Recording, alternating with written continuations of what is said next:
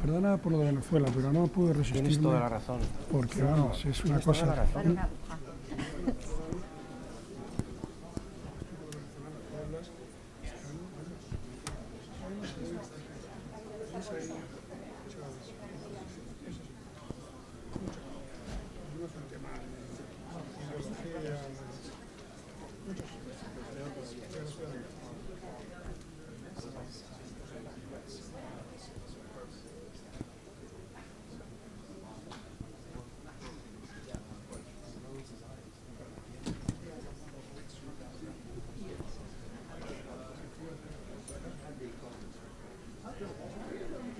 Hi. Diana.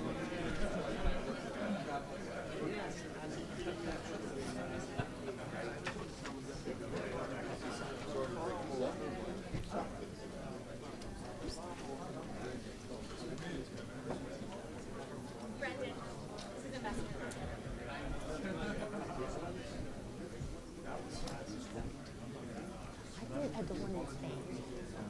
So actually, the same panel. Have you? No.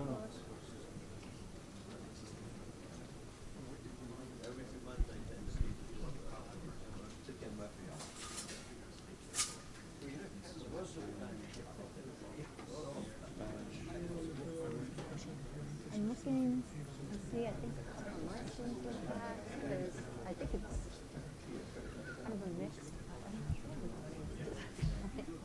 In Spain, they open it up to the general public in a big way. So it's kind of a Good morning, everyone. I'm Fred Kemp, President and CEO of the Atlantic Council. Also, good morning to our digital audience. I guess it's a real audience. It just happens to be reached digitally. I'm delighted to be here today to welcome you to this incredibly timely and relevant public discussion on the recent publication by BBVA's OpenMind initiative. And Francisco, I think it's one of the many wonderful things that have happened in your tenure there at BBVA. And it's entitled The Age of Perplexity, Rethinking the World We Knew. I love the title. I've always thought of it as the age of complexity, and I think perplexity is sort of an advanced stage of complexity, beyond all understanding. But I'm sure Charles will give us some reflection on that. Let me start with a quick thank you to our partners, the Elcano Royal Institute and BBVA, for helping put this event together. We appreciate the opportunity to work with you both, and hope this is one of many collaborations that we'll be doing in the future. The Age of Perplexity is the 10th annual publication of the OpenMind initiative, an effort that details the challenges our world faces today: mass migration, climate concerns, populism, anti-establishment movements, authoritarianism, digital disruption, economic inequality, and demographic change, just some of the issues on the list. With me today are a number of the publication's authors to share their perspectives on the challenges and opportunities that will define the 21st century, and to provide a deeper look at the issues like populism and global challenges that are already impacting, challenging, and transforming the liberal world order. The Atlantic Council not only so fervently supports, but many of our founders were there at the creation of, with our European partners. Today's an especially apt time for this discussion. Midterm elections today. Citizens of the United States are going to the polls to vote. I've never seen quite so much international attention to our midterm elections. And so this is good timing to hear from our panelists. Our discussion will be comprised of two panels separated by a coffee break on first the politics of discontent, and then second the new global order, but then in parentheses in front of order is the word or the letters DIS, so you can look at the new global order and the new global disorder, depending on how you want to read it. I'm sure both will be insightful and informative. This event is on the record, so let me welcome our audience to follow along online via our webcast. I encourage you also to join the conversation on social media using the hashtag perplexity. So hashtag perplexity. With that, It's my privilege to welcome, he's actually sitting on the stage, but to welcome Mr. Francisco Gonzalez, Group Executive Chairman of BBVA, a longtime friend, acquaintance of the Atlantic Council on our International Advisory Board for several years, and Dr. Charles Powell, Director of the Elcano Royal Institute of Spain, to open this morning's discussion. Mr. Gonzalez has served as Executive Chairman of BBVA since 2000. Prior to the merger between BBVA and Argentaria in 1999, Mr. Gonzalez was chairman of Argentaria from 1996 to 99, where he led integration, transformation, and privatization of a diverse group of state-owned banks. Before there, he founded a securities firm which became the first independent brokerage firm in Spain. Really one of the most important people, not just in Spain, in the financial world, but across Europe. He represents BBVA in the Business Council for Competitiveness, where he's also a member of the Executive Commission and in the Ibero-American Council for Competitiveness and Productivity. Joining him is Dr. Charles Powell. Charles has been at Elcano since 2002. He's served as director since 2012. He's an accomplished academic, having served as professor of contemporary Spanish history at CEU San Pablo University in Madrid and a lecturer at Corpus Christi College at Oxford. He is also the author of España en Democracia, 1975-2000, a general history of Spain since Franco's death. This book is regarded as the leading text on that period in history. Of course, I think the most important thing the Institute and Charles have done is launch my book, Berlin 1961, in the Spanish language. But he may have a different view of that. So with that, let me turn over to Dr. Powell, to Charles, who will lead a brief scene-setting conversation with Francisco Gonzalez before we move into the first panel. Welcome. Thank you very much, Fred. Good morning, ladies and gentlemen. It's a great pleasure and an honor to be here with you all this morning.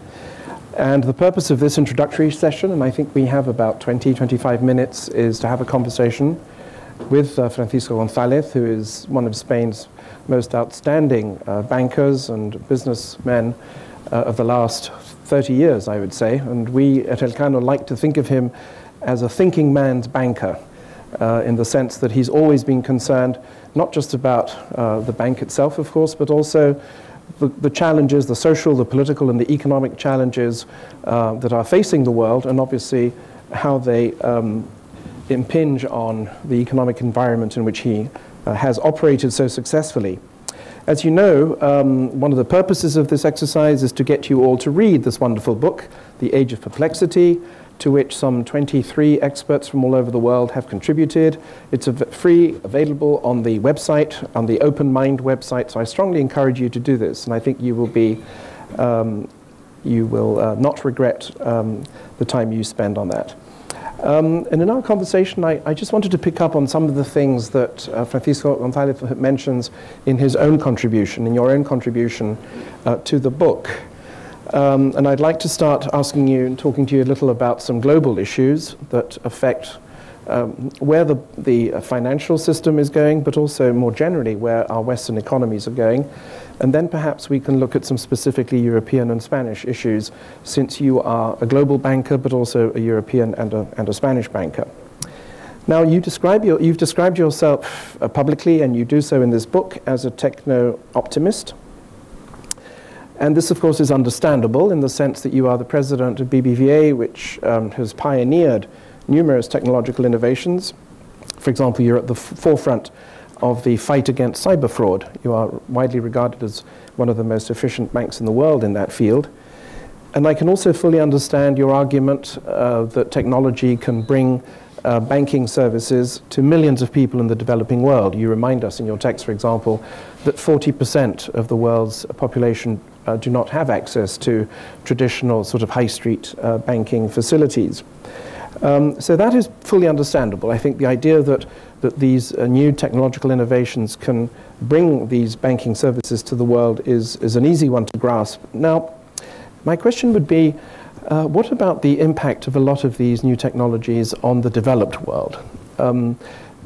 We're increasingly encountering the argument that basically the pushback against globalization, which seems to be growing everywhere, is largely in response to technological innovation. In other words, that it's technological innovation more than, say, free trade or foreign direct investment, which has undermined people's faith in the global capitalist economy, if you like. So let me start there then. Why are you so optimistic about the impact of these new technologies, not only on the banking sector, but more generally on the future of the liberal capitalist system?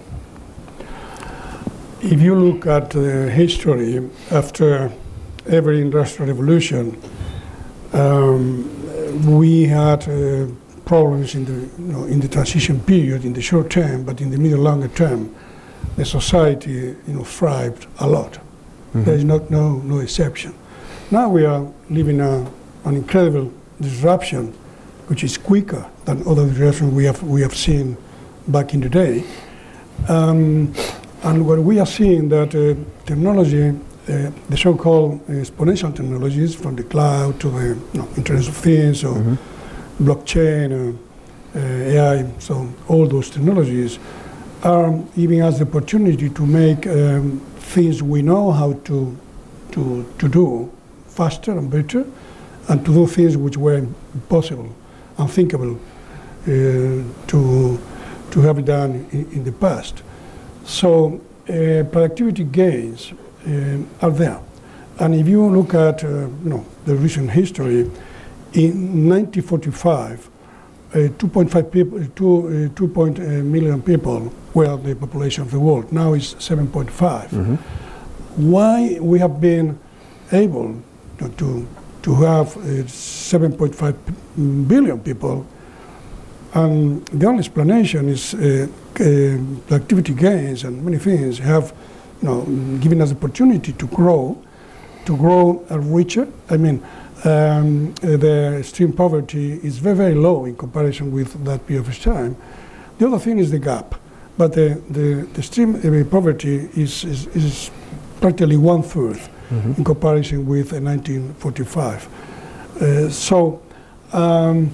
When you apply technology, you can find incredible productivity gains. What's the problem? The problem is that for the time being, technology is not getting into every sector with the same intensity and with the same, I would say, scope. Mm-hmm. So you see sectors which didn't exist 20 years ago, and they are creating a huge amount of wealth and jobs. Other sectors, I would say the incumbents, which are being attacked by the newcomers and are creating a huge amount of problems. First, job losses, probably. Mm-hmm. Others, ripple effects in terms of privacy, cybersecurity, and so. But we are living in a transition period. In the medium long term, the amount of wealth we can create, and we will create definitely, is immense. And the only thing we have to take care of is having the right legal architecture in order to cope with these new sort of technologies. Because today, the legal architecture doesn't cope with the reality of the giants of the net and monopolies. All those things must be redefined, revisited, in order to guarantee that the amount of wealth is reasonably spread throughout the mankind. Okay. Now, if I were a techno-pessimist, I suppose my immediate reaction would be, first of all, a lot of jobs are going to be destroyed before new ones are created. This may not be the case, and I would like your opinion on that. But the traditional fear among techno-pessimists is that a lot of traditional sectors will suffer the consequences of technological innovation. And you yourself keep referring to this transition period. And I think it's the transition period that's generating this perplexity, right? We've left the old world behind, but we haven't quite entered this new golden era dominated by these new technological innovations. Now, my question regarding this transition period would be as follows. In your work and your articles, you have argued that basically the success of this transition period will depend on our ability to introduce training, lifelong learning policies, and so on. But my question basically is, who's going to pay for this? Who's going to oversee this? You've referred to the legal dimension as well, but will it be the companies who have the greatest incentive to take part and lead this process of lifelong learning and retraining and so on? Or will it be the states? Will it be governments? Well, the first thing is to accept that a new world with new technologies which will be in favor, will work in favor of everybody, it has a price. And working against that is a big mistake. In my view, for example, trying to protect sectors which can compete in the world is a big mistake.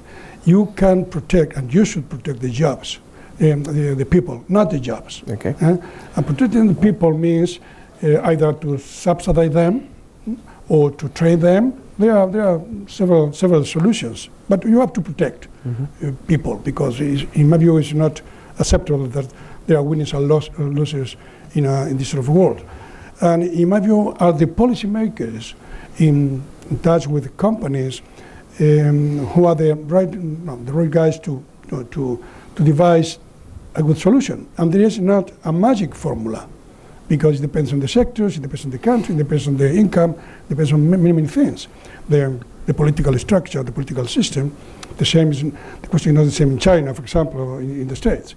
So it's a very complex situation, but I think it's possible to solve it if the policymakers and private sectors get together and try to do good things, and not just to discuss and to othering people who don't think like you. I ask you this because for two reasons, really. First, as you well know, especially in Spain, but also in other European countries and probably beyond Europe, the educational sector traditionally has been one of the most rigid sectors of the society, of the state, if you like. So how do we convince education sectors of the need to adapt and innovate themselves? That's one issue. Secondly, of course, we are living in societies which are aging very rapidly. Spain, for example, will soon overtake Japan as the country with the highest life expectancy in the world.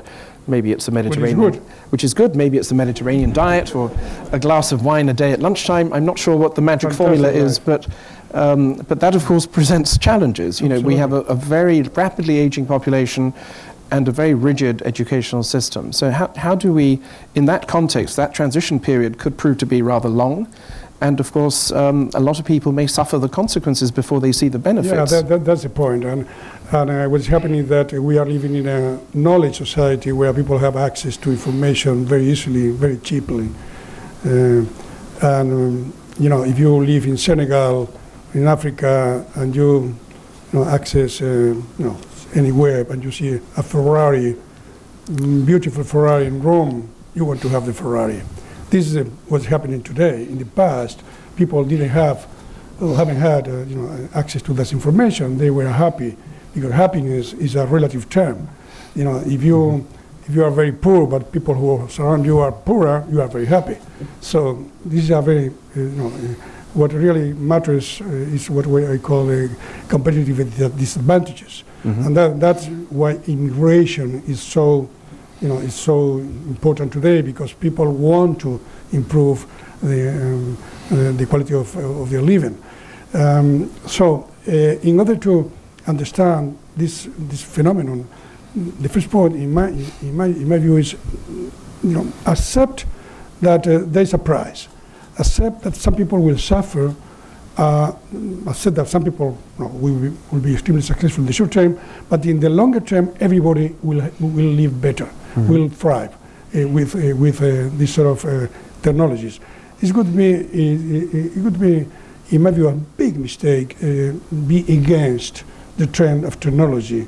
And you see, when you talk to politicians, some politicians, are going to the extreme, either left or right, because they, in some way, are looking at the guys who don't accept change, because people don't like change by default.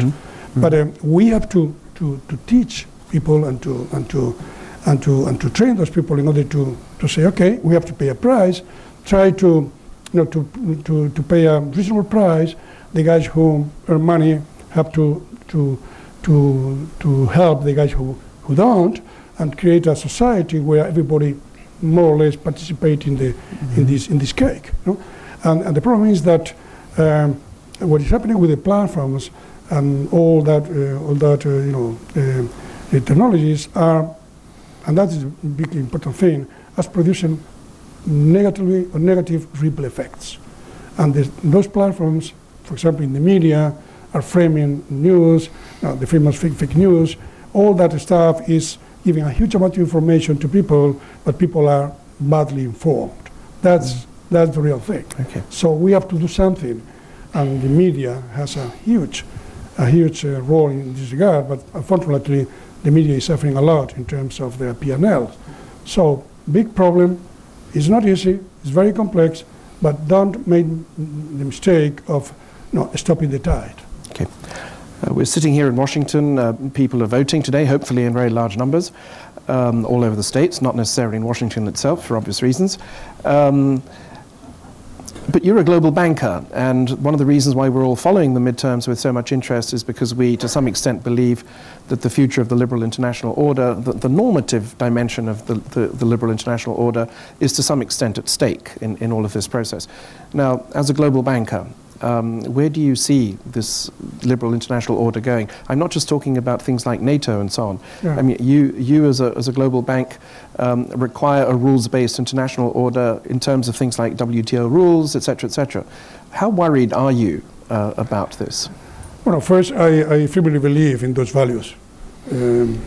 I think you can organize the society in different ways, but I don't know any better system to organize society as what we call the liberal democracy and free economy. Frankly, people have tried to try out other ways of organizing the society, but they fail enormously. The communism, all those things we have seen of this, back in the day, have failed. So we haven't been able so far to have a better way of organizing ourselves, except the liberal democracy.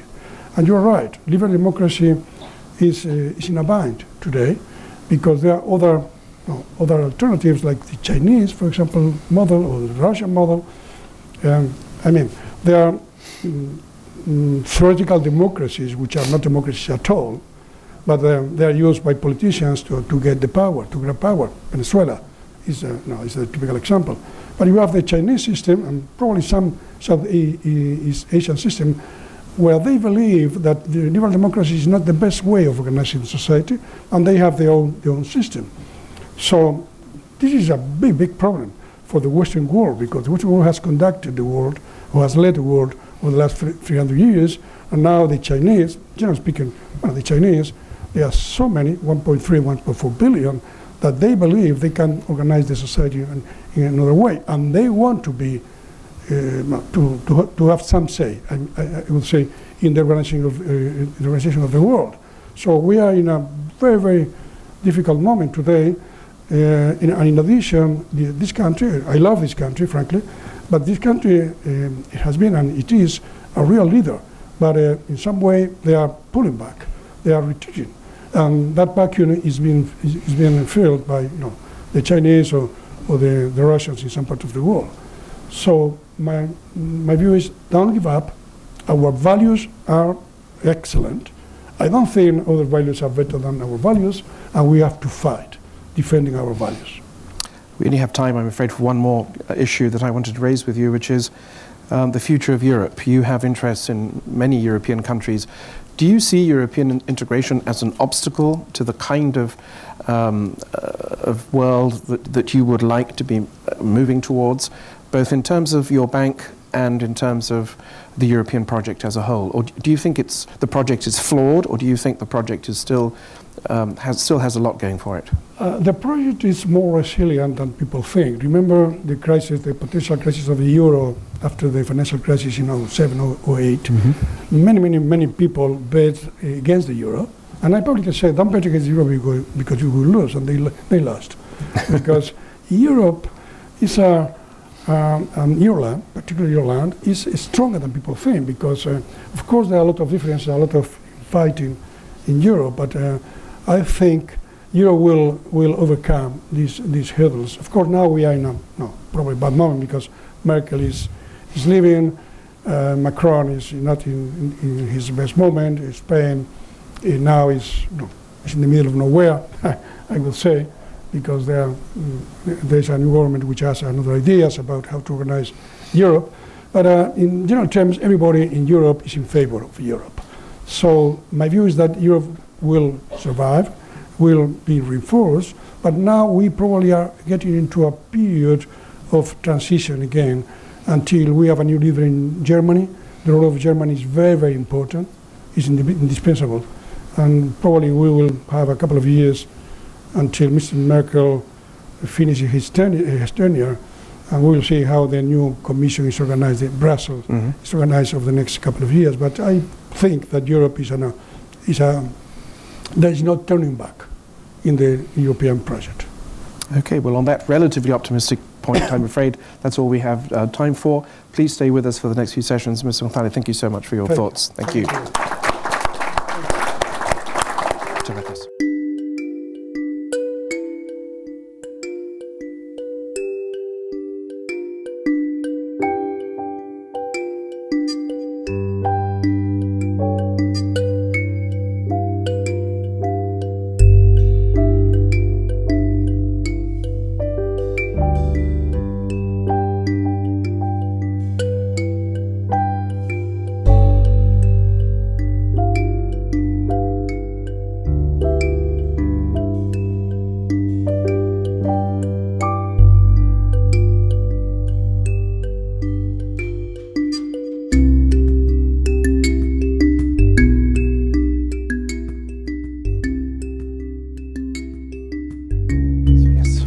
Like to join me. Zia Qureshi, you're sitting over here. I will ask you to go first. Is that all right? You, Dinah, and then you, Zia. Is that okay?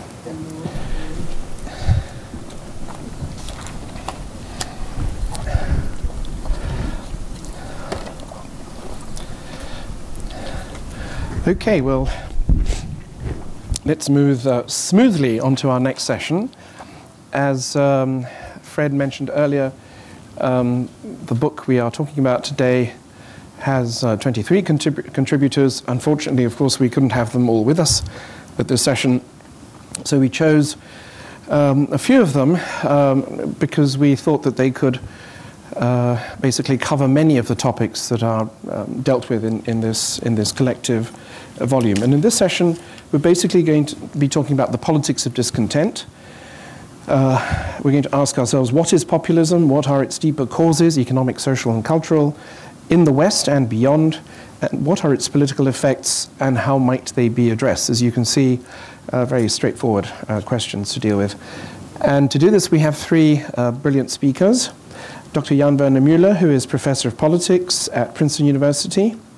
Dr. Diana Owens, who is Professor at Georgetown University, also a political scientist. And we have Dr. Zia Qureshi, who is a visiting fellow at the Brookings Institution and formerly with the World Bank and the IMF. So I thought we would start with you, since you have written about populism. Now, this is a very elusive concept. It's a concept that's being bandied about in the media, and not only in the media, also, of course, in the academic world. How do you define populism? What do you think the key issues of populism actually are? So, the cliche of our time is, of course, that anybody who criticizes elites or the establishment is automatically deemed to be a populist who in some way or other might be dangerous for democracy. When you think about it, it's actually a very strange thought.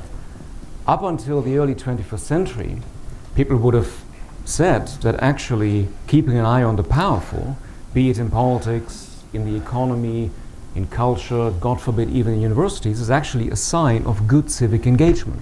And all of a sudden we're told that no, that's actually incredibly dangerous. Now, of course, it's true that when populists are in opposition, they criticize governments. In that sense, they criticize elites. But above all, I think they do something else. They say that they, and only they, represent what populists will typically call the real people, or also the silent majority.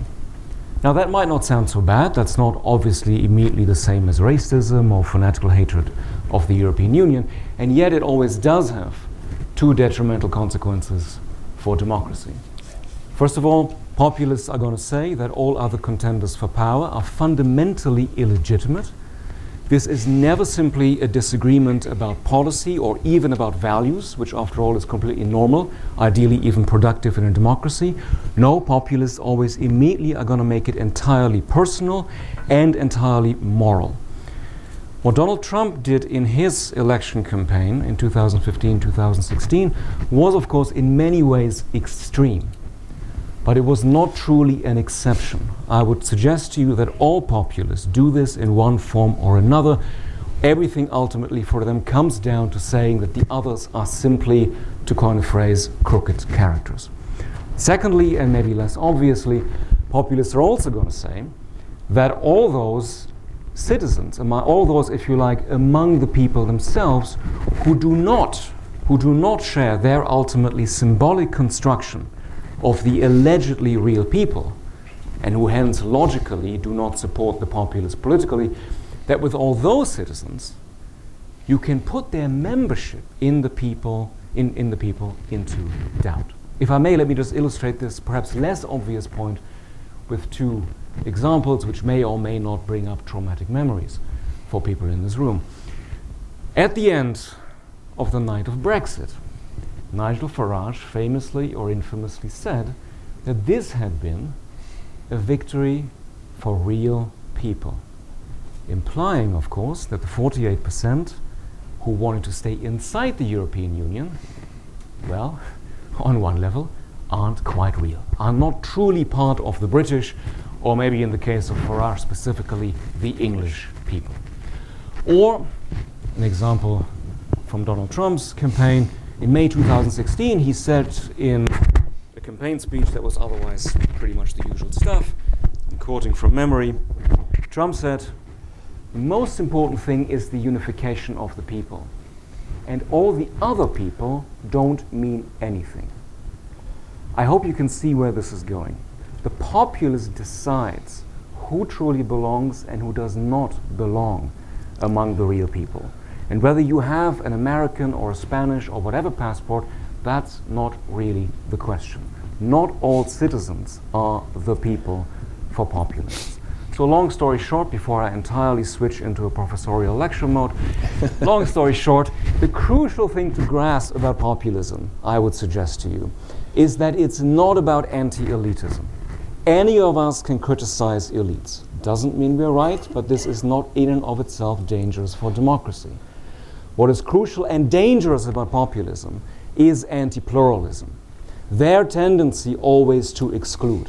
At the level of party politics, pretty obviously, but less obviously at the level of the people themselves, where certain, usually vulnerable minorities are simply deemed not to be properly part of the people. And there is no democracy without pluralism, and that is really the danger that populism poses for our democracies. Okay. Now, populism has been around for a very long time. One of the funny things about the current context is the way some people seem to have only just woken up to the fact that populism has been part of our political systems for decades, if not even longer. So I would ask you, Diana, what is it about the media world that has changed that is apparently fueling populism? Because again, many of the deeper changes in the media world haven't just happened recently. They've been in place. You've argued in your work they began in the 70s or even earlier, perhaps. For example, the way in which the role of gatekeepers has changed. That isn't something that's just happened very recently. So how do you conceptualize this development? Well, first I'd like to thank you all for coming here, and I really appreciate the opportunity to be part of this book project and also part of this event today. There's been a number of factors, I think, that have contributed to the rise of populism through the media. And what I want to focus on in my few minutes is really the rise of social media, which has changed from a tool where people would connect with friends to a really strong political tool. And there are several reasons behind this. And first is the fact that more and more people are getting their political information almost exclusively from social media. And that's happened really rapidly. In 2008, which I consider to be kind of the landmark year for kind of the transition to kind of politics for social media, in the 2008 presidential election, where we talk about how the Obama campaign made tremendous use of social media and it was a big issue, only 9% of the public was actually paying attention or using social media at that time. Today, 70% of the population is getting their political information from social media. So this makes social media a very important tool for politicians, something that they have to pay attention to, and something that they have to become adept at using. But the characteristics of social media make it particularly conducive to populists using the tool. First of all, I guess I'd like to talk about the rise of what we can call the Twitterverse. And it's not just when a politician or political leader or even members of the public go on Twitter and make statements. It encompasses everything that goes beyond that. There's the original tweet, then there's the amplification of the tweet. The tweet gets picked up by news media as part of what's now become news. Journalists often use tweets as the main source of news as opposed to going out and engaging in investigative reporting. Tweets are like sound bites, they're ready-made, and they give quick, simplistic messages that are open to interpretation, which is something that populists can use really effectively. The fact that people are able to take these messages and distribute them in their own social networks gives them even more and more power. And their networks themselves have become little digital enclaves, digital echo chambers, where people like themselves gather, hear the same messages over and over, and populist messages are particularly adept at being passed on through these particular mechanisms. And finally, I'd like to raise the point about the growth of news deserts in the United States. News deserts are local places where we no longer have a strong local news focus or a strong local news presence, where local news has pretty much disappeared. Americans really trust local news much more than national news. And as they've lost news that's been reported by journalists who they know, who their neighbors, they've actually had to turn to other places. And one of the places that they turn most often is to social media. Without local news available to check the facts, and local news being a trusted fact checker, people are believing what's being disseminated in their social networks. It's also true that news deserts are most prevalent in the place where Donald Trump has established his base. So they're rural places with large white populations.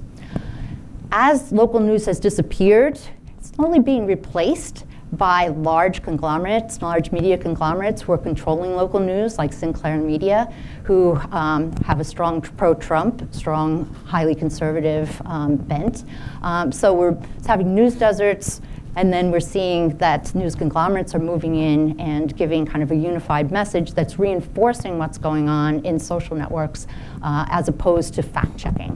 So there's a number of trends. I'd say the use of social media for politics by more and more American citizens, the fact that the Twitterverse has become a very powerful tool for populist messages to be disseminated simply because of the structure of social media, which really privileges short messages that if you want to get attention, they have to be very bombastic messages. And finally, the fact that there's news deserts where real investigative news is being replaced by social media news. Thank you very much. Sia. Well, I'll speak a little bit about the role of technology in the emergence of populism. It's been a big factor. And make 2 points. One is what has happened and what implications for policy. On the first, Professor Muller, in his article in the book on populism, talks about grievances as one cause of the rise of populism. economic grievances certainly are part of this causation, with disruptions from technological change coupled with policy and market failures playing an important role in generating unhappiness and disenchantment on the part of many who have been on the losing side of these disruptions. The past couple of years have seen a long-term slowing in the rise of incomes in most major economies, and also an increasingly unequal distribution of gains from economic progress. Wealth and income inequalities rose. Workers faced job losses or stagnating, falling wages, and economic mobility declined. The global financial crisis of 2008, of course, exacerbated these negative trends, but these trends predate the crisis.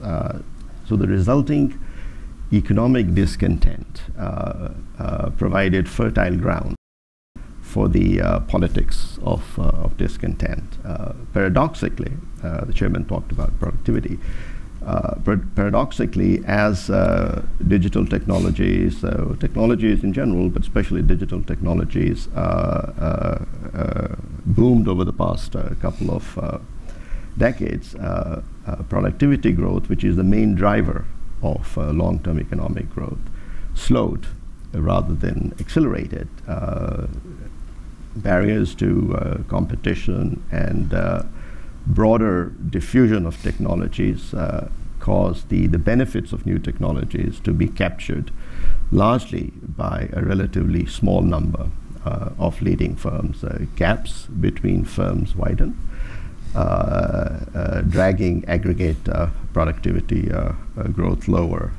Market concentration in industry and finance and monopoly power and monopoly rents rose, and increased concentration of market power led to a more unequal distribution of capital income and accentuated technology-driven shift of income from labor to capital. Labor income distribution also became more unequal.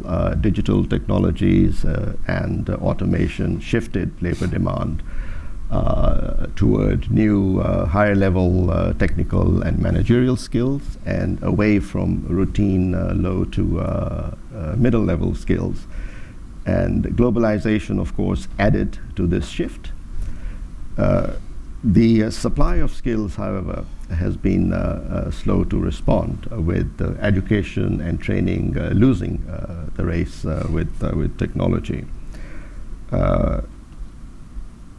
So the resulting increasing mismatch between the supply of and demand for skills had the effect of both limiting productivity gains from new technologies and increasing labor income inequality. Those who had the new skills demanded by new technologies enjoyed sharp increases in wage premiums, and those without those skills faced stagnating wages or outright job losses.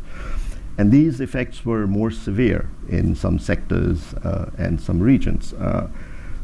Much of the populist backlash has been directed against globalization as the culprit for causing wage and job losses for workers and increasing inequality.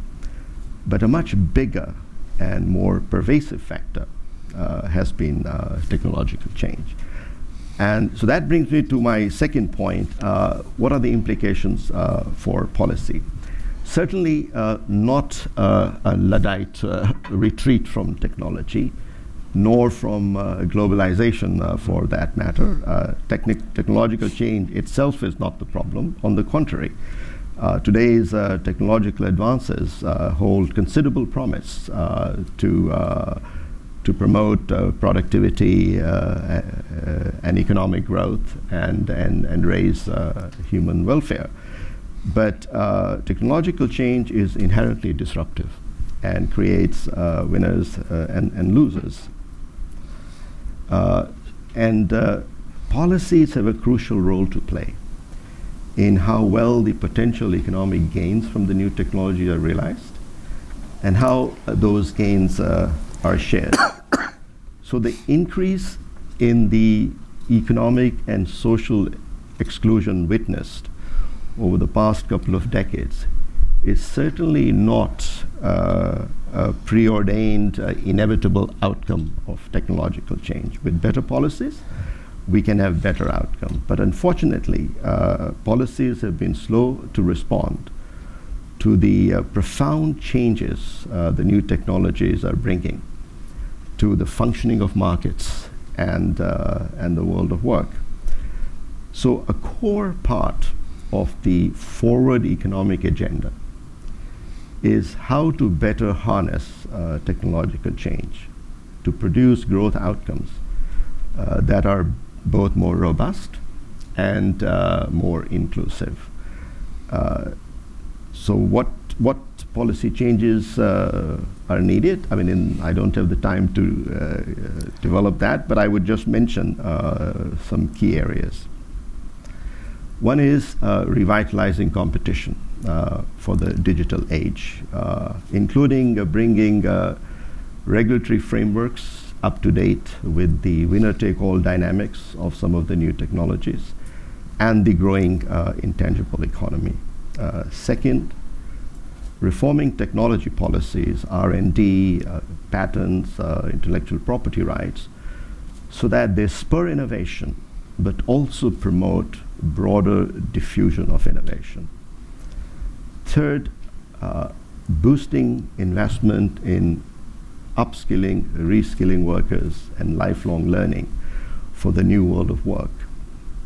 Fourth, revamping labor market policies and overhauling social protection. In short, a new social contract for the new world of work. And fifth, improving the efficiency and equity of tax systems, including addressing the new tax challenges of the digital economy. In many of these areas, the digital economy will demand new out-of-the-box policy thinking and innovation. And my last point there, often policy action is paralyzed by trite, divisive debates about trade-offs and conflicts between productivity and growth on the one hand, and inclusion and equity on the other. We find that this, in large part, is a false dichotomy. Problems such as competition policy failures in product markets and policy failures in labor markets to equip and support workers in adapting to change, they hurt both growth and equity. So the forward economic agenda is not a growth versus equity agenda, but a common complementary agenda for inclusive growth in a time of change. Or in terms of political color, since it's election day, it's not red versus blue agenda, but a purple agenda. So perhaps this type of agenda could be the platform for a more constructive economic populism. Mm-hmm. Thank you. Thank you. Some people seem to think that populism is a bit like cholesterol, that you have good populism and bad populism. You would obviously reject this, but let me just press you a little on this if I can. Some people, I'm thinking of the Dutch academic Cas Mudde, who has argued that populism is illiberal, but not necessarily anti-democratic. In other words, it is anti-system, right? But that in itself doesn't necessarily make it anti-democratic. And he actually goes so far as to describe it as, quote, an illiberal democratic response to undemocratic liberalism. So this is basically a critique of a neoliberal economic agenda. So my question to you would be, is it not true that to some extent populists have brought to our attention some of the failings of or the problems of our liberal representative democracies. And of course, those problems aren't new. We've been critical of the state of our liberal representative institutions for a long time now. So what's come to a head, though, is perhaps the intensity with which this criticism is being put forward. Do you completely dismiss, on the grounds that it's anti-pluralist, do you completely dismiss the notion that some forms of populism might actually result in an improvement of our democratic representative institutions? Let me give you a very clear-cut answer. Yes and no. And let me develop that clear-cut answer in 3 minor points, if I may. So first of all, I agree with Gus in some respects, but I would just phrase it very differently. I would say that it is indeed possible that populism becomes a kind of desperate reaction to what for shorthand you might call technocracy. What do I mean by technocracy? I mean somebody who says there's only one rational solution to a particular policy challenge. If you disagree, you essentially reveal yourself to be irrational, no need for debate, no need for parliaments, really, just kind of do the one right thing. That, of course, paves the way for populists to say, what do you mean? Democracy without choices? Makes no sense. Where are the people in this? And then, unfortunately, a kind of vicious circle can get going, where if populists succeed, technocrats are going to say, look, you give people a choice, they vote for crazy demagogues. Let's have even more gatekeepers, fewer primaries, less decision-making power for the people. And even though it looks now like we have 2 extremes opposed to each other, populism and technocracy, ultimately they actually share one characteristic, anti-pluralism. For the technocrat, only one rational solution. For the populist, only one correct and authentic will of the people, and by the way, only they know it. And what we, I think, should think of as democracy in terms of choices, contained conflict, disagreements, but occasionally people changing their mind on the basis of new arguments, all that disappears. And I think Cas is right, for instance, to say that during the Euro crisis, we had exactly this kind of dynamic. I mean, we're all kind of, I guess, in Merkel nostalgia mood, but if I can just puncture that mood for 1 second, when basically the German government said there's only one rational solution, and if you disagree with us, you're anti-European, I think that opened the gate very widely for populists. So I agree with the underlying thought. I think the terms are wrong, though. So when Orban says, I have created an illiberal democracy, it's highly misleading, and we should not unthinkingly adopt that kind of language. What Orban and other people have created is not just illiberal. It's not just, you know, that, oh, the rule of law is suffering and there's a bit of a problem for minority rights. No. If you attack rights which are essential, or if you like, constitutive for democracy as such, free assembly, free speech, etc., you're not just hurting liberalism, you are hurting democracy itself. And to kind of keep calling it illiberal democracy is basically to do the propaganda work for them in a certain way. So that's why I reject sort of Cas's particular framing of this. In terms of can populists sort of be useful corrective and all this kind of cliched language about you know, but they can sometimes bring to our attention things we haven't noticed. Well, yes, on one obvious level, yes, they wouldn't be successful if they offered something that didn't resonate at all. But I would very strongly underline that we shouldn't jump from one extreme to the other, which alas very often happens.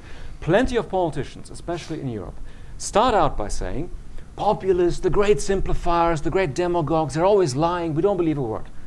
Then all of a sudden, they switch to the other extreme and they start saying, populists, they know something about what is deeply going on in society. They know something about people's real grievances and sorrows and anxieties and so on. So all of a sudden we give them a kind of sociological monopoly of telling us what's really going on in society. Now that's problematic because I think it's ultimately based on a highly misleading understanding of how democratic representation works. Forgive this more theoretical point, but bear with me for a second. It basically assumes that representation is like a mechanical reproduction of existing interests, identities, ideas. So the populist miraculously discovers something that nobody else has seen and then simply translates it into the political system. But I think it's much more plausible to say that democratic representation is a dynamic, in many ways creative process, where even people's own identities are partly shaped on the basis of what they're being offered by political parties, by civil society, by the media, friends and family, and so on. So it's much more changeable. And if we simply buy into this mechanical reproduction view, we're much more likely to do what, for instance, many social democratic parties in Europe are doing right now. Behind closed doors, they're saying, look, we'd love if it were differently. But you know what? Right-wing populists, they've really objectively demonstrated to us that workers, alas, hate foreigners. Okay? So let's, in a sense, opportunistically start adapting to this, the way that, for instance, Danish social democrats have done. And then what we see eventually is a sort of massive rightward shift of a whole political spectrum. So much so that one day people wake up and say, did we really want this? Maybe not. But it was the opportunism of the mainstream and the center that really did the work. And a truly creative politician could have done it very differently. So hence also, last thing I'll say, campaign speech for today, hence also the mistake of going for some mythical moderate Trump voter and de facto, without of course saying it, essentially saying, oh, we've got to become more nationalist, maybe a sprinkle of racism here and there. No, absolutely not. So don't imitate the populists is one of your conclusions. Can I stay with you just for a second on the causes? As academics, should we try to seek broad generalizations which might appear to provide a global answer to the question, why is populism so strong, or why is it very much part of the political scene today, or is that too ambitious and ultimately not very worthwhile? And I'm thinking in particular of the general distinction that some people seem to be making these days, which is between the economy and culture, right?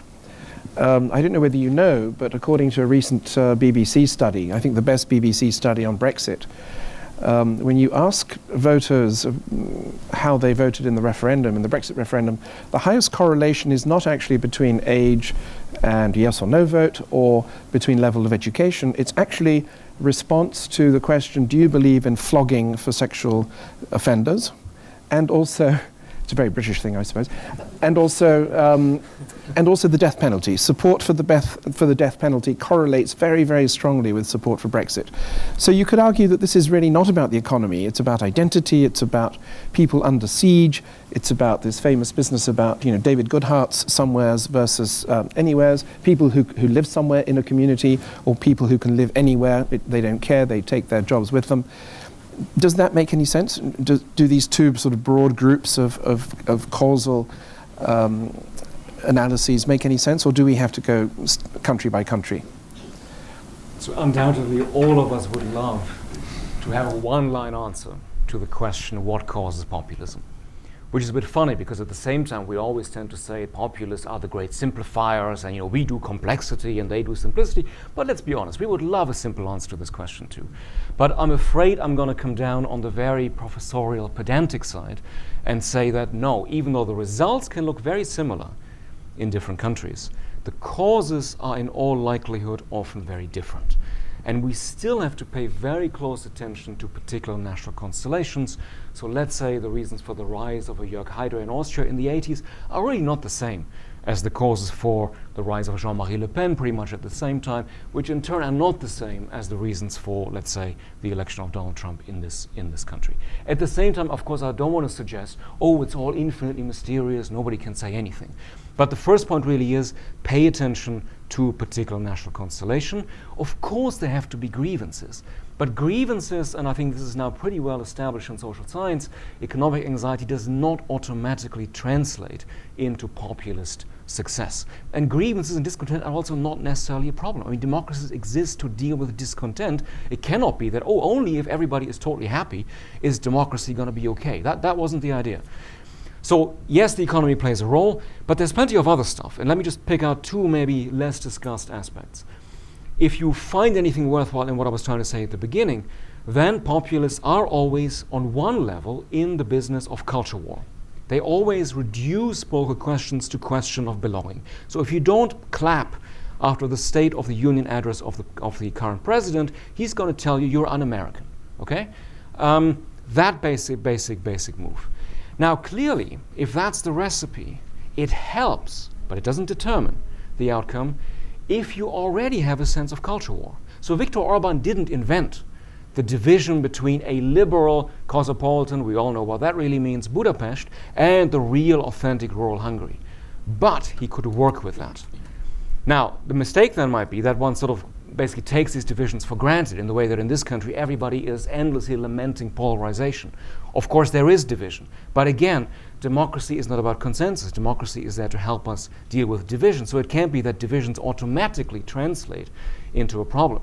Divisions only become a problem if basically one side says the other side isn't legitimate, should never be in government, the other party is never fit to be in power.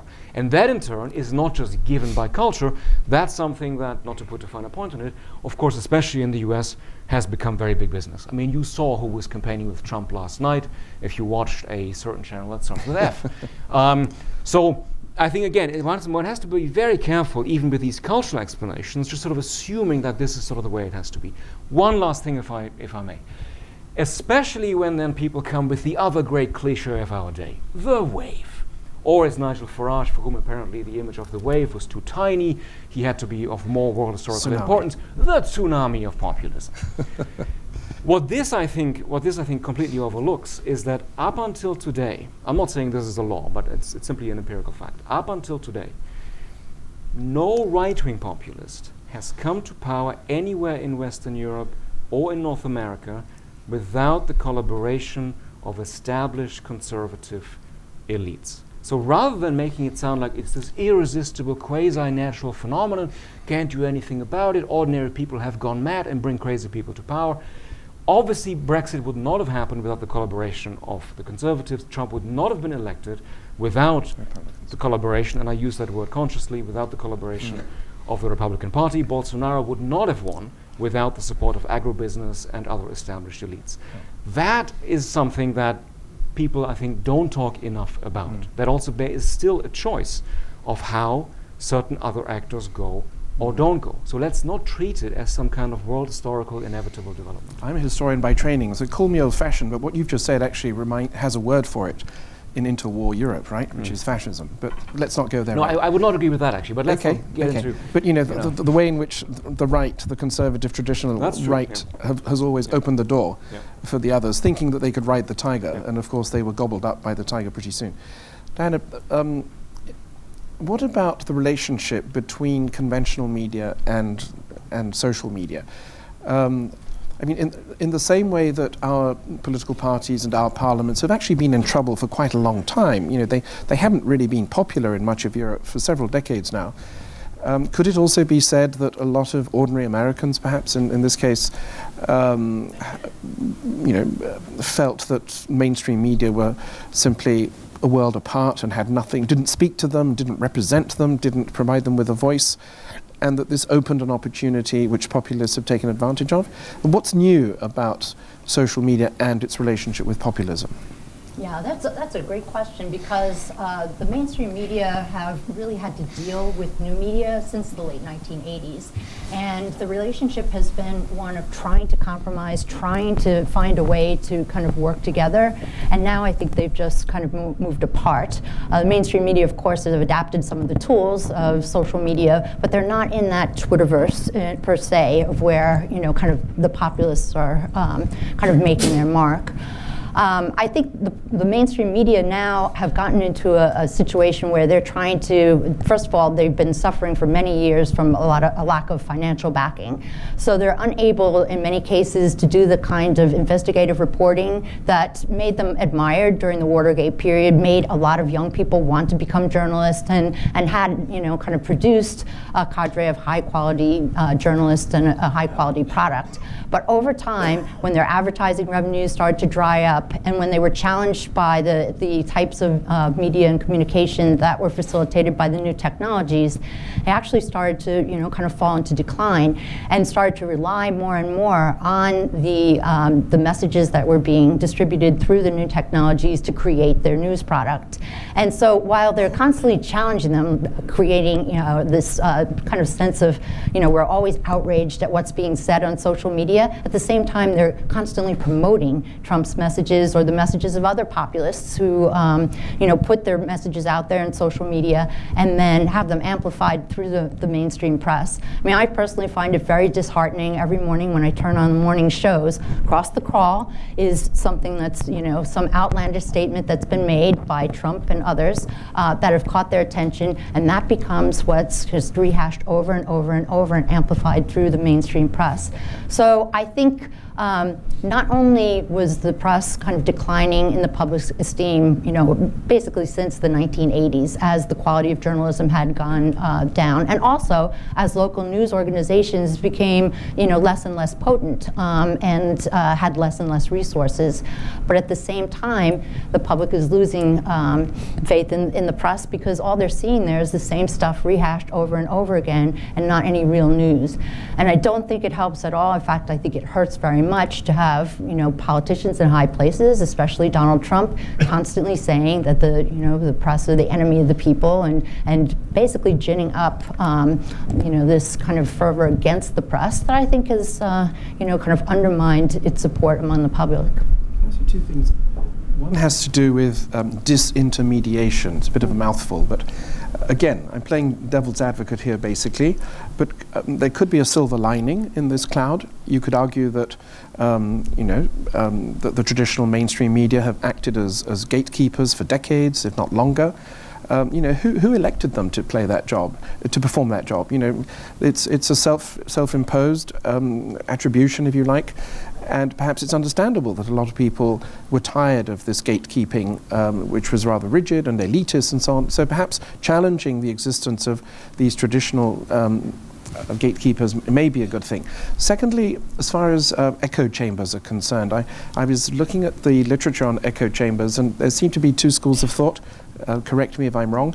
There are those who basically think that we live in these digital echo chambers and we really only read the things that basically if you like, strengthen our prejudices. And at the same time, there are those who say that actually Twitter and other social media are forcing us to come into contact with ideas that we don't like. I mean, and that therefore we are in fact more aware of how other people think than perhaps we were when we only read the New York Times or whatever it is that people read. What's your response to that? So first, to the gatekeeper question, I'll just refer to Tim Cook's notion of the media being the fourth branch and the other three.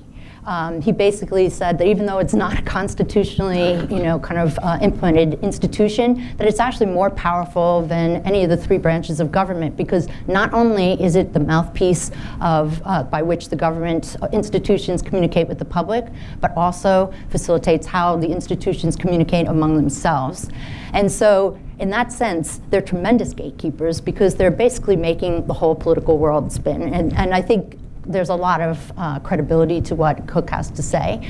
And to your point that they were not elected, they're just kind of performing that job. But I'd say that the founders really saw the press in that role as being the outsiders, the one who were supposed to be keeping the press, keeping the institutions in check. Did they really do that? Not necessarily. More often than not, they were kind of, I don't want to say, necessarily in bed with politicians, but they had a symbiotic relationship because the press relies on, the political world to get information, and politicians rely on the press to get a positive message out there. And I think maybe the public did perceive that this relationship was just too cozy and that they weren't getting the kind of watchdogs that they were looking for.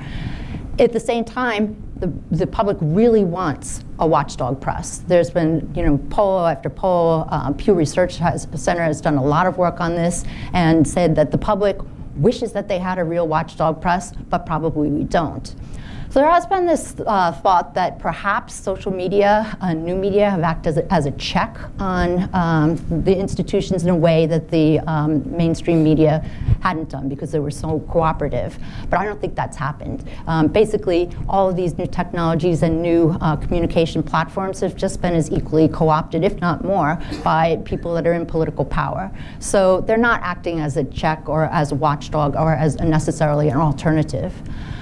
In terms of your second question about whether we really have echo chambers or whether social media is causing people to come into contact with positions other than their own, I see the point of both, and I think we go through phases with new media where we have echo chambers that are more insular, and then we have periods where there's more communication from diverse views that take place within the press. Right now, I think we're in a period where social media have become very insular because in keeping with the more populist movement associated with Trump and others, people are finding a home, a digital home, in these kind of digital social media echo chambers where they're also developing a political identity that they didn't have before. So they're getting reinforcement from others around them, and these are really pretty insular. Just as an example, some of my grad students and I did a national study that looked at how people are using social media for politics. We wanted to see whether, the people that had voted for Trump, whether they continued to engage in social media or if it was just something that happened during the campaign. And they became his supporters, the people that stuck with him, and that's not everyone, really actually became more entrenched in social media. But one thing that was surprising, we found that they were also using the mainstream press, and not just Fox News. So I was wondering, something to get to the bottom of is, are they doing this because they, are now more politically alert and they want to find out more, or do they want to know the enemy so they can kind of see that? But it's not as if they aren't bumping up against alternative viewpoints based on our study, and also getting that from the mainstream press. So I think there's, again, the age of perplexity and complexity kind of coming together. So going back to your very detailed account that you were giving us earlier about the economic roots of populism, you seem to be stressing inequality a great deal. And I was wondering whether you could explore that a bit further. And I'm thinking in particular, what is it about inequality then, that growing inequality, which I think is definitely taking place, that is provoking this? Is it the fact that, if you like, sort of the intergenerational social contract that existed has been undermined in many countries? Most of us believe that we lived in worlds where our children would inevitably live better lives than we did, and it's a very middle-class European assumption, at least, that goes back to the 1960s, the golden 60s in Europe. This is an assumption we can no longer make. Or is it about meritocracy? Is it about the fact that people are beginning to believe that it's not what you know, it's who you know, and that, of course, that is in itself related to inequality? What are the drivers, the key drivers of this pushback? And then we'll throw it open to the audience. Thank you. On your point about question about the role of economic factors in the rise of populism and inequality in particular, I think this goes back also a little bit to what Professor Miller was saying. Yes, there is no mono explanation of rise of populism. There are a range of factors. But economic grievances certainly are an important factor. The sense of deprivation, loss, lack of fairness on the part of large segments of workforce is an important phenomenon that has played an important role. I guess it was some time ago that we heard it's the economy stupid, but these are important forces. Not the only one, but very important forces. And the rise in inequality is just not numbers that you have Gini coefficient or top 1% has gone from X to Y. I mean, there are real consequences for the lives of people. In the U.S., for instance, for the first time after decades of progress in the last 2 decades, for important segments of the workforce in the United States, morbidity and mortality rates went up after decades of decline. This is in part related to what has been happening. You talked about intergenerational consequences. They're real, and we have studies. Raj Chetty has done seminal work on this. Again, a number there that for the cohort born in the US in 1980,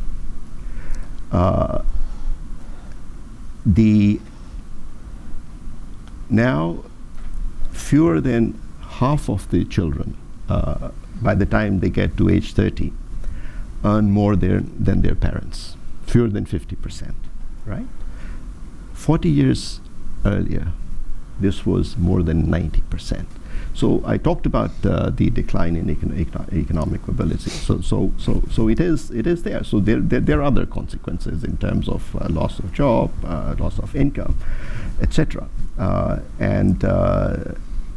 In terms of merit, etc., yes, I mean there are concerns about fairness, and which one can relate to whether the playing field is level for firms. I talked about decline of competition, rise of monopoly power. That is what we have seen play an important role in product markets, in labor markets, in today's knowledge economy. Access to education, quality education, continuing education is more important than ever. But there are serious inequities and imbalances in people's access to education. Again, in the U.S., while educational achievement by income level has improved up to secondary level, the gaps have widened in the past couple of decades at the post-secondary level. So these imbalances, these inequities have even more important consequences in today's economy than was the case before. And if I may come back to another point that came up earlier, I mean, you drew the distinction between good or bad populism.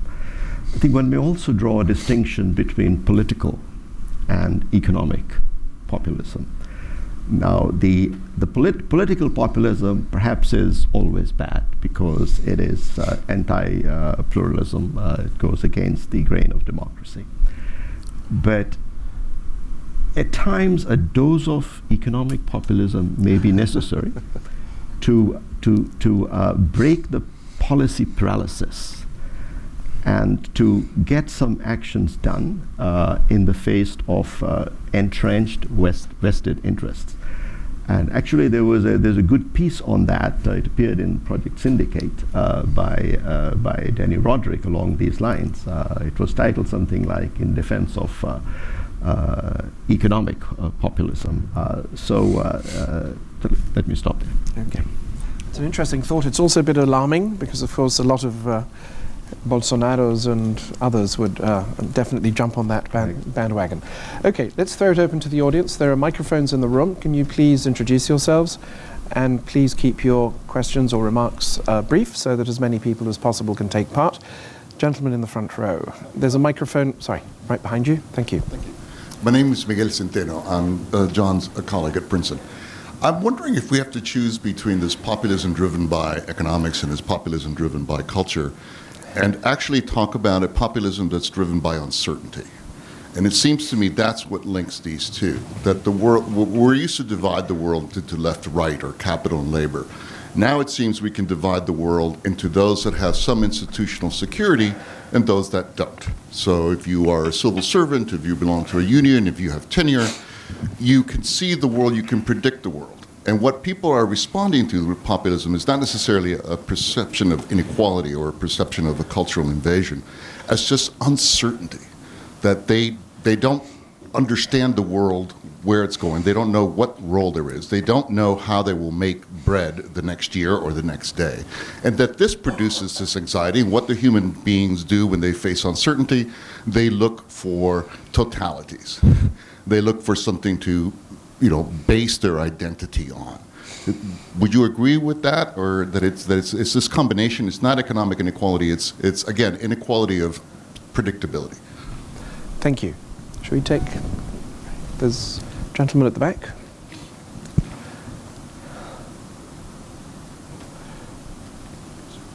Thank you. Yeah, Ken Byercord, TV producer.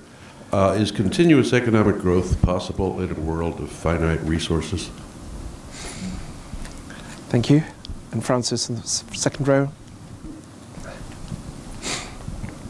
Fran Burwell from the Atlantic Council. What lessons do you draw from Emmanuel Macron's success in beating back the Front National by basically confronting their leader and saying, you don't have any real options in terms of policy. And then also, over the last few months, we've seen a leveling off of support for the AfD and a significant rise for the Greens in Germany. What kinds of lessons do you draw from those two in terms of how to counteract populism? Okay, let's take those three. Jean-Bernard, would you like to take Macron and Germany first?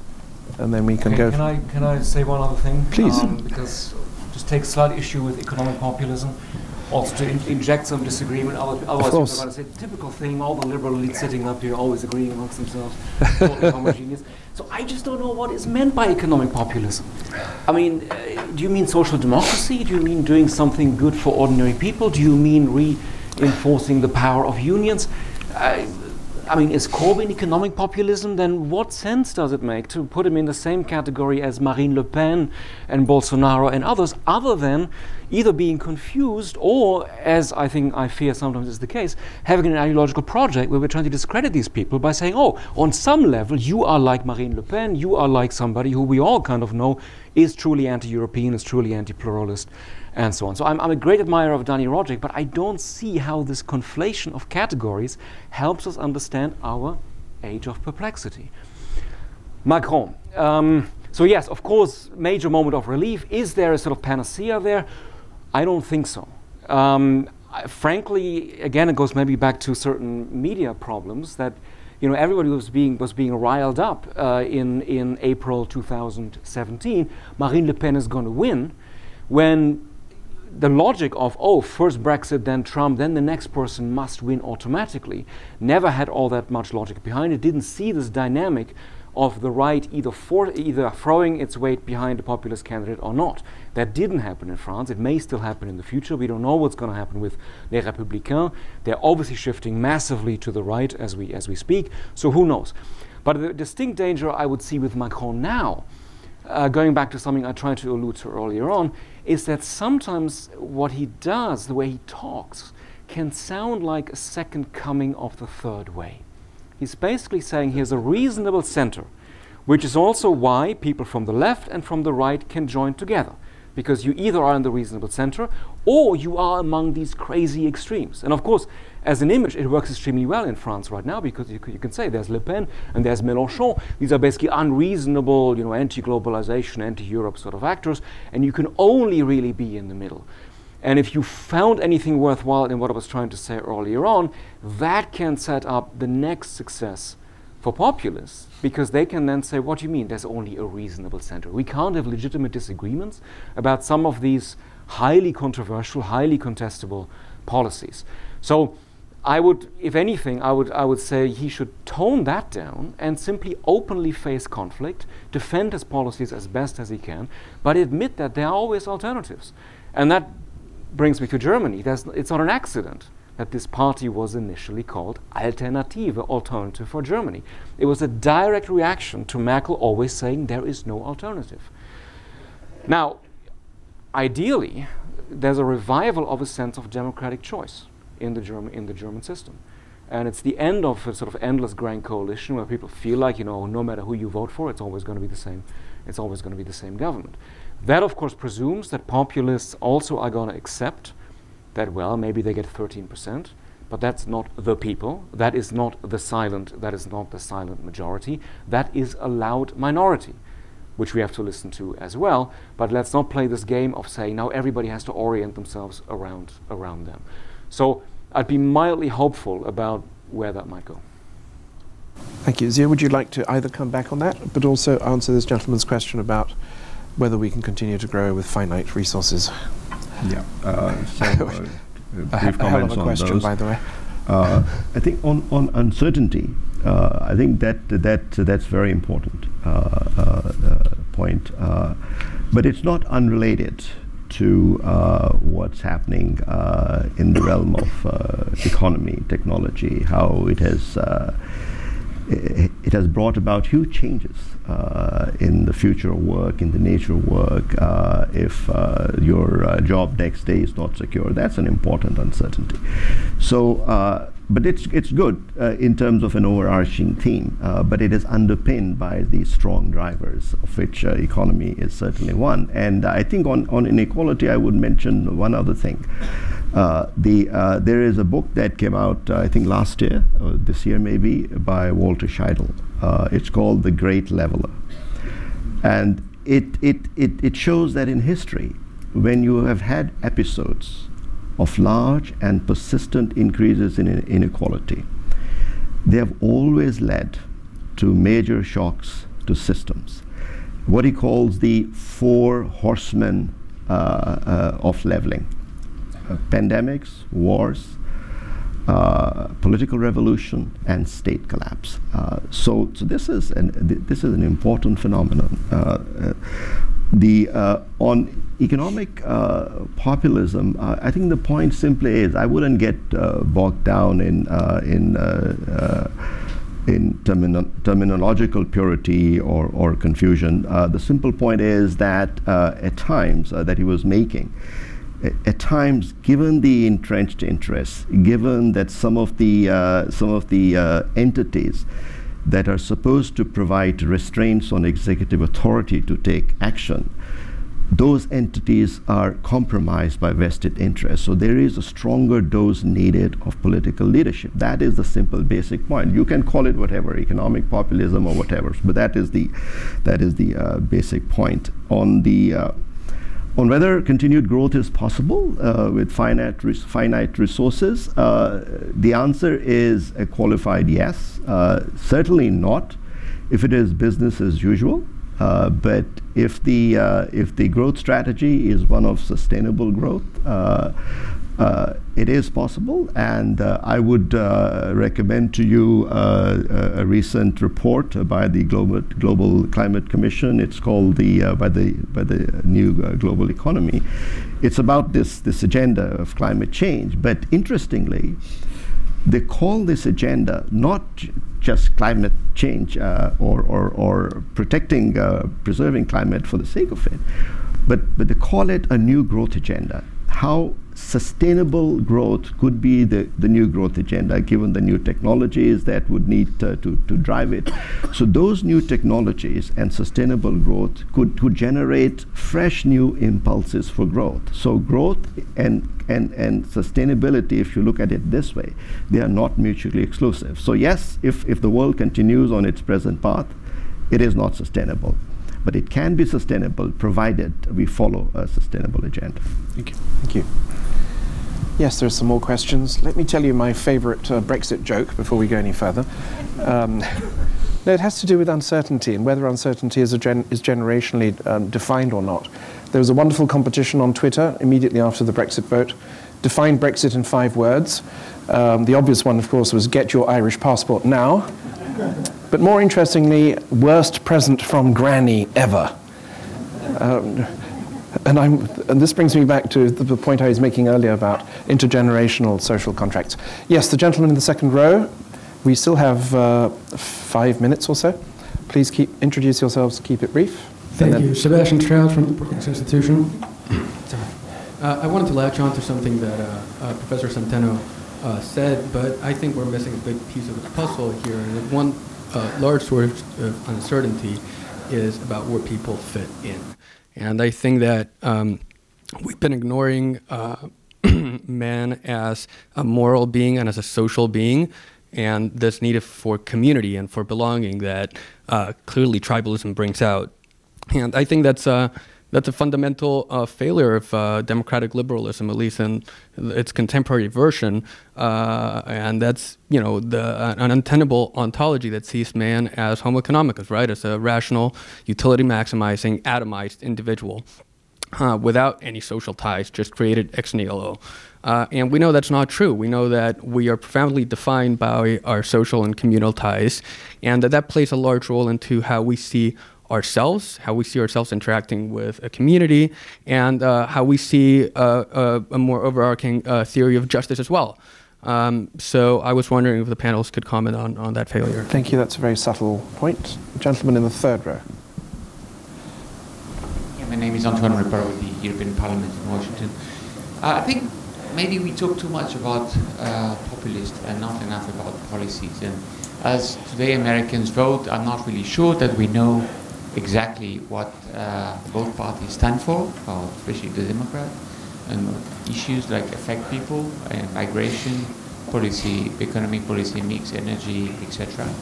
As Mrs. Merkel is stepping out, well, not yet, but announced that she would, I'm not really sure that the CDU really knows or explains to people what they stand for on the same issues. So I think maybe the populists are just doing their job. If you're a political party, you want to be elected. I think they're quite efficient at that. I'm not sure that the alternatives is true, and I'm not sure that the parties who are competing with populists are really making all the work they should do to convince their electorate. That's a good point. Maybe we're falling into the populist trap. I'm talking about populism instead of policy. Anyone else? No? Okay. Would you like to start? Policy versus process, or? Yes. Yes, oh, please. Okay. Yeah, I would actually agree with you that by addressing the populist rhetoric and the populist agenda, we are kind of falling into a trap. And I do believe that in this election in the U.S. that's concluding today, that there was an attempt on the part of Democrats to try and ignore what was going on, with Trump and his message going on, and particularly toward the end. And it's not, they realized that the issues that Democrats responded to were much different than the ones that his base or even Republicans were. Healthcare is out there, education, and they've started to try and kind of get with that agenda. And I find it kind of interesting that on the Republican side, where they really could go with the economy and issues that where they're doing well, that they've gotten sidetracked because of the populist rhetoric. And I would agree with you completely that going with a policy agenda where the parties do have they have taken different stands. I agree with the idea that polarization isn't always bad because we can see where different sides stand, and the parties are taking more distinct positions. But yeah, I see this idea of kind of going along with the populist agenda by attacking it, by trying to set yourself apart from it, as opposed to saying that's not even in my worldview. I'm now going to deal with policies, and I think we might see some of the effects of that hopefully tonight when we get the election returns. As an ignorant European, by the way, no, I'm an ignorant European. You're a learned European. As an ignorant European, what has struck me over the last few days in Washington is that nobody is really talking about the economy. You have the lowest unemployment rates in 50 years. And some growth, some wage growth. It's true that it's basically back to 2008 levels, but this isn't really part of the debate. And it's very interesting, actually, how Trump has refused to talk about the economy. Which, he doesn't even want to engage with policy issues when he might actually benefit from that kind of discussion, which I find fascinating. Well, it's easy, I think, to answer that, because I don't think he has the background to discuss it beyond a very superficial level, and so he doesn't want to put himself out there to... Okay, that's an uncharitable explanation, but yes, I take it. Yes, please. As the resident economist here. Yes, of course. Has that surprised you? Or growth has improved in the U.S. Or maybe the story isn't as good as... But the sustainability of that is questionable. If you look at the underlying drivers of growth, productivity is the key one. There, the underlying productivity trajectory has not improved much. I mean, there are transient factors like fiscal stimulus, etc., the recovery finally maturing from the previous crisis, etc. But in terms of longer-term drivers of growth, the picture has not changed much. And on the distributional side, inequality has continued to increase. So I think while the going is good today, if you put that in the context of these trends, it's a much sobering picture. And that brings me back to the point the gentleman was making, that I mean, there has been a lot of sort of hand-wringing about populism and reaction to that, which is justified. But what has been lacking, or we haven't seen enough of that, is an articulation of an alternative agenda in a positive way, right? Not just a reactive way, that what you are doing on migration, this is bad. Yes, you need to say that, but that's not enough. So there's an articulation needed of the agenda, the kind of policy areas that I was pointing to, but expressed in a way, not in a technocratic way, in a way that people can understand. The populists are great with one-liners, right? The other side is extremely poor with that. Okay, you don't have one-liners to present your alternative agenda with. Have two-liners, but have something that is understandable, that presents in an understandable way, positive way, an alternative policy agenda. There hasn't been enough of that. When they go low, we go high is a pretty good one-liner. But anyway, would you like to grapple with the very sophisticated philosophical question about sense of community? Yes, and I'm happy that I now have 3 hours to address it. And this, I'm afraid, is the last one. So. I mean, obviously, your point about loss of community should not be easily dismissed. The worry is that, you know, some people have been feeling this ever since 1789 or 1812 or whenever exactly. What might, I think, be new to our age, and it's related, in a sense, was brought up by a concept that Charles mentioned earlier on, disintermediation. So I think what we have to think about on some level is that ever since the 19th century, representative democracies have worked because of the functioning of two intermediary powers in particular, both the parties and professional media, which to some degree also answered longings for community, belonging, where do I stand in the world. And both of these, it seems, are under threat now. And something we haven't brought up as an example, but I think is really worth watching in this regard, is 5 stars in Italy. It strikes me as the most radical attempt to say, yes, we can do democracy without these two intermediary powers. We're not a party, we're an anti-party, as they put it. We're a movement. And you all know, Grillo didn't just always criticize professional politicians. In the same breath, he would say, and the professional journalists are all as corrupt. Talk to me directly via the blog. I'll be the amplifier, as he put it. By now, people in Italy know that it maybe ain't as simple as that. But the suggestion, as we also know from what is happening in this country, of directly connecting to the supposedly authentic representative is a very strong one. And I think that's an open question, whether representative democracy can survive the weakening or disappearance of these intermediary powers, whether we can reinvent them somehow or not. So that is sort of related to questions about belonging, but it gives it a more institutional sort of dimension of kind of what to watch for, and maybe also where to engage individually in terms of what we want to rebuild, or maybe in some cases be done with. Yes, I think it's a very valid point, that, and I'm always reminded of Theresa May's observation that if you're a citizen of the world, you're a citizen of nowhere, which I personally strongly object to. Okay, sadly it's 11:15, all good things must come to an end, so please join me in thanking our 3 wonderful speakers. Thank you very much. And we have coffee and pastries waiting outside.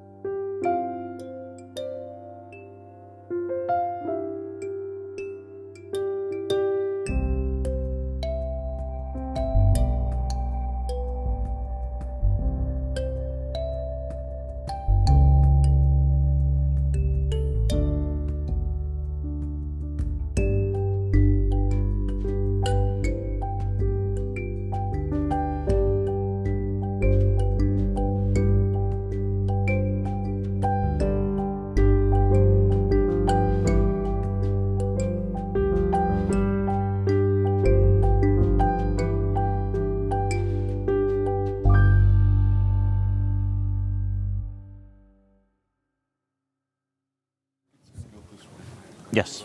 Yeah, correct. Yeah.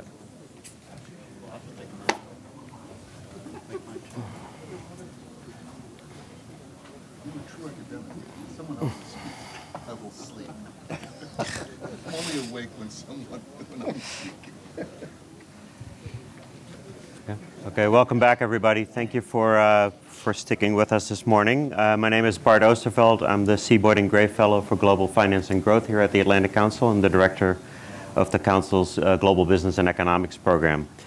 I want to thank again BBVA and the Royal Institute of Elcano for their partnership and support of this event, and I think we've had an excellent morning so far. It's my pleasure to moderate the second panel this morning. We have a deep mix of global and regional expertise, and I think if I talk too much, knowledge is going to leave the brain of these people. So I'm going to get out of the way of their comments. Let me introduce this morning's panelists. To my immediate left is John Andrews. John is the senior editor at Project Syndicate and a contributing editor of The Economist magazine, where he was a foreign correspondent and spent 24 years, and at one point in his career was the longest-serving foreign correspondent of The Economist magazine. He's the author of The World in Conflict, which is an overview of global war and terrorism, and the co-editor of Mega Change, The World in 2050. In the report that we've been discussing today, The Age of Perplexity, he contributed the chapter War and Peace and In Between. John, welcome. Thanks for joining us. To his left is Dr. Fran Burwell. Fran is a senior advisor at McLarty & Associates and a distinguished fellow here at the Atlantic Council, where she directed the Europe programming until early last year. Fran is a prolific author on all things transatlantic, whether they be political, economic, security-related, and lately has focused her research on the digital economy. So Fran, thanks for joining.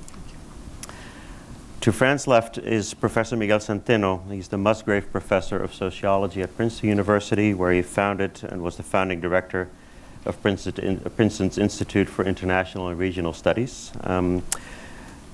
Professor Centeno is a prolific author on the topic of democracy and the democratic experience in Latin America, and in The Age of Perplexity co-authored the chapter Challenges for Latin America in the 21st Century. Welcome, Professor.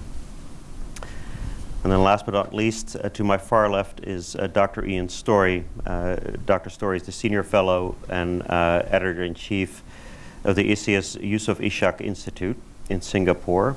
His research focuses on Southeast Asia's position vis-a-vis China, the US, and Japan. He's an expert on maritime security in the Asia-Pacific, particularly in the South China Sea, and writes extensively on China's foreign policy and defense policies. In The Age of Perplexity, Dr. Story authored the chapter Asia and the New Global Order. We're talking about very wide-ranging topics here this morning, and I'm hoping to give this panel a bit of focus. And so I'll focus my introductory question. I would ask each panelist to comment from their perspective, be it regionally or globally, on institutions. And John, I'll start with you. In your paper, you give an overview of conflicts, potential conflicts, old types of warfare, new types of warfare, such as cyber-related warfare.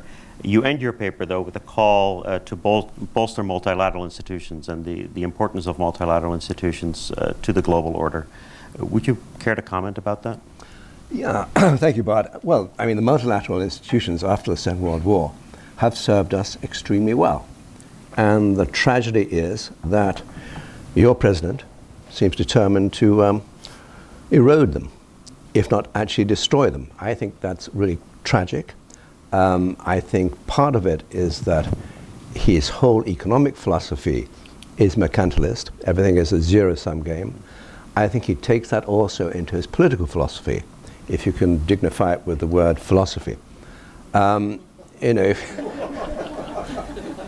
if I win, you lose, it's ridiculous. And this means that he has become, a figure of fun is not quite the right word, although of course at the UN everybody did actually laugh at him rather than with him, despite what he said.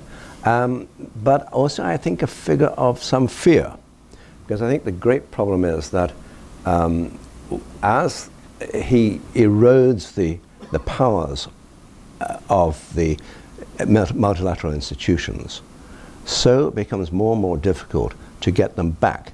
I mean, NATO, for example, I mean, the bluster at NATO was in a way justified. I mean, the rest of NATO has been freeloading on the United States ever since its inception. But I mean, let's assume that there were a Russian invasion, or actually it wouldn't be an invasion, almost certainly it would be a hybrid attack on one of the Baltic states. Would America come to the defense of Lithuania or Estonia or Latvia? Frankly, I doubt it.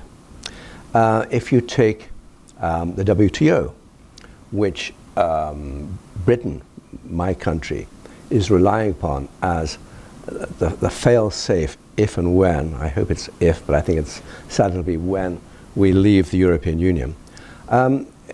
I mean, will the WTO actually work? I mean, the fact is that it will soon not have enough judges in the dispute mechanisms to actually act at all.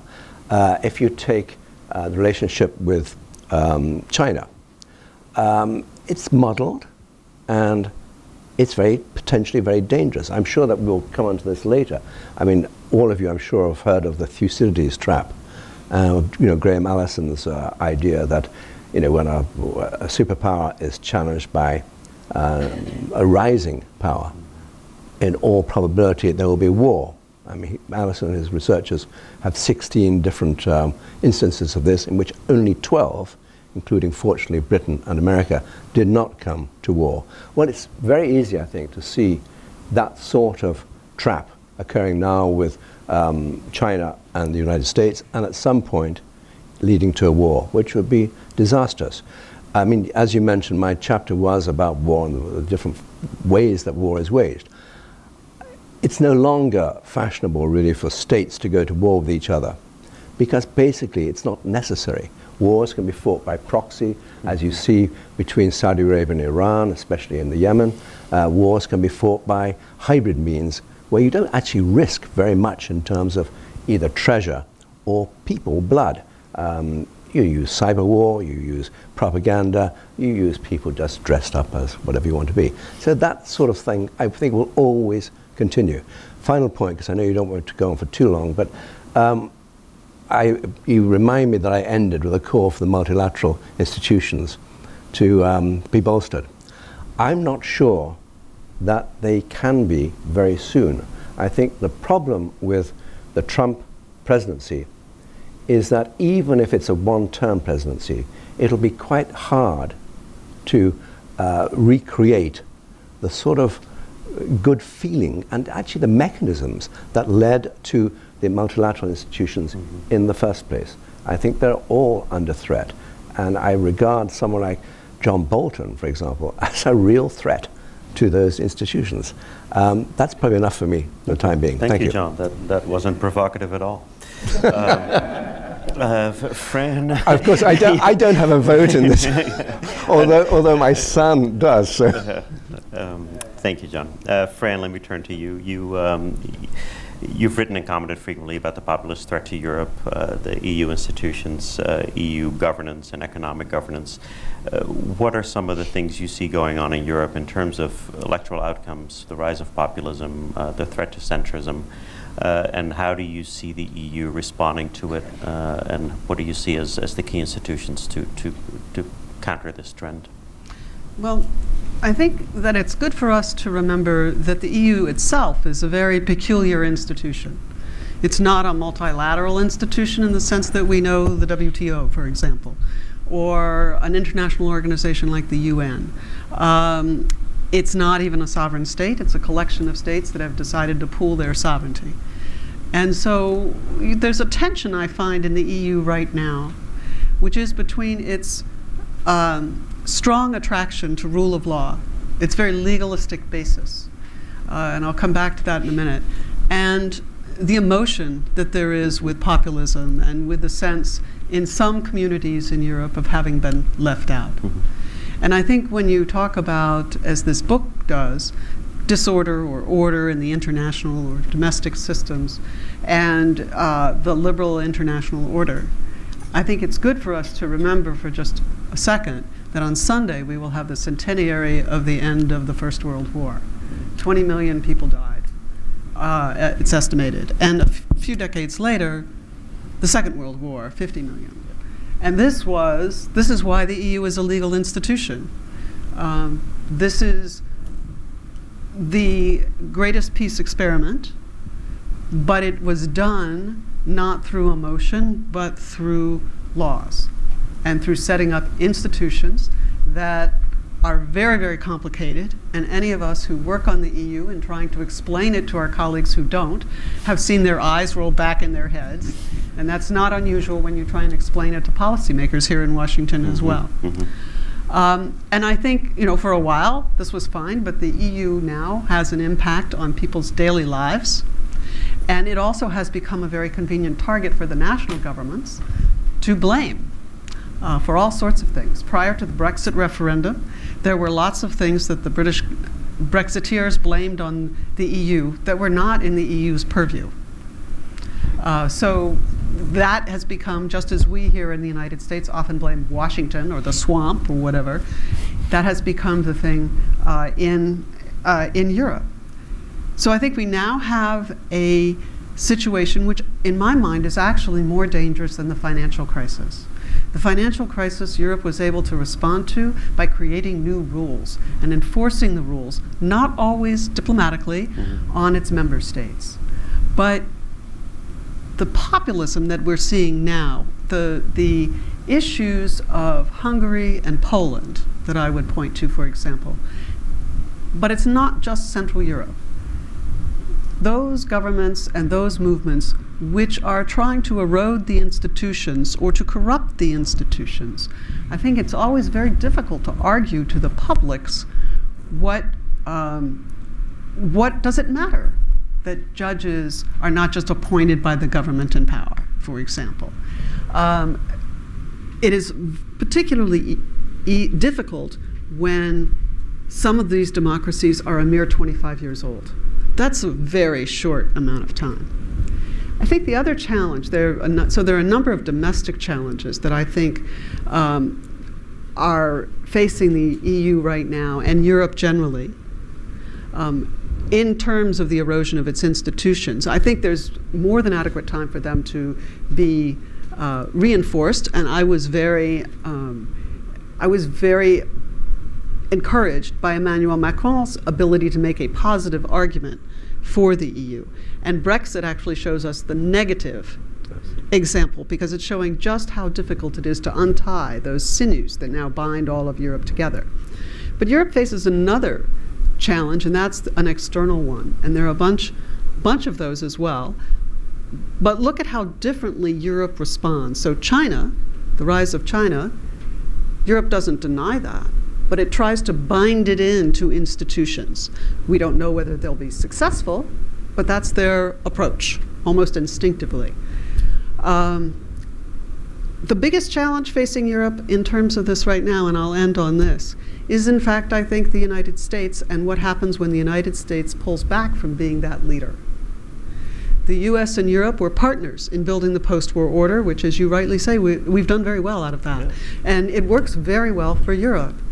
And you don't find as much anti-trade sentiment in Europe as you do here, sometimes depending on who they're negotiating with. It's why are we negotiating with those Americans who eat GMOs? But, you know, it's not the same as it is here. But will Europe be ready to stand up and defend that world order when the United States takes a back seat? I've been asking my European colleagues that for the last year, and I get very ambivalent answers. But if they don't, if we assume that the United States will be a less enthusiastic defender of the system, then it will be China and others who will come up, and it will be a less coherent system. So I think Europe does face a big challenge, and I think it's one that materially, 500 million people, probably, if you look at, a lot was said about indices earlier and Gini coefficients. Europe is very good on all those things. But I think it is an attitudinal shift as to whether Europe can pick up that leadership role and help preserve the liberal world order from this world of disorder that you all wrote about. Professor, let me ask you about Latin America. In your paper, you outline some traditional challenges, including commodity dependence, environmental issues, persistent and deep income inequality. I'm reminded we had a senior visitor here from Brazil a while ago, and in the context of the trade wars, there were about 5 minutes that everybody was focused on soybeans in Brazil, because there was a temporary boon to the soybean farmers in Brazil. And so we asked this policymaker, isn't this good for you and for outcomes in Brazil? And he paused for a minute. He said, I'd rather have a functioning global trade order than this temporary boon to my economy, which struck us as interesting, that there was an apparent deep desire to latch onto something that works, that is global and provided by stable counterparties. Is that something you have written about? Is this something you want to talk about? Yeah, when we spoke before we came out here, you said that one of your questions would be what kinds of institutions in Latin America. And I thought about this, institutions in Latin America, and it reminded me a little bit of Gandhi's line when asked about Western civilization. He said, it sounds like a very good idea. And I think one of the problems in Latin America is precisely this deinstitutionalization, with very prominent examples of exceptions like Chile, where can you really, if we think about barbarian characteristics of the bureaucracy, of a universal law, of predictability, of some separation between person and office, in most of Latin America, that's just missing. And that means that this is true for 200 years, there's been this crisis of confidence because there's no institution that you can hang your hat on. And in this way, I mean, my favorite example of this is the first time I arrived in Buenos Aires.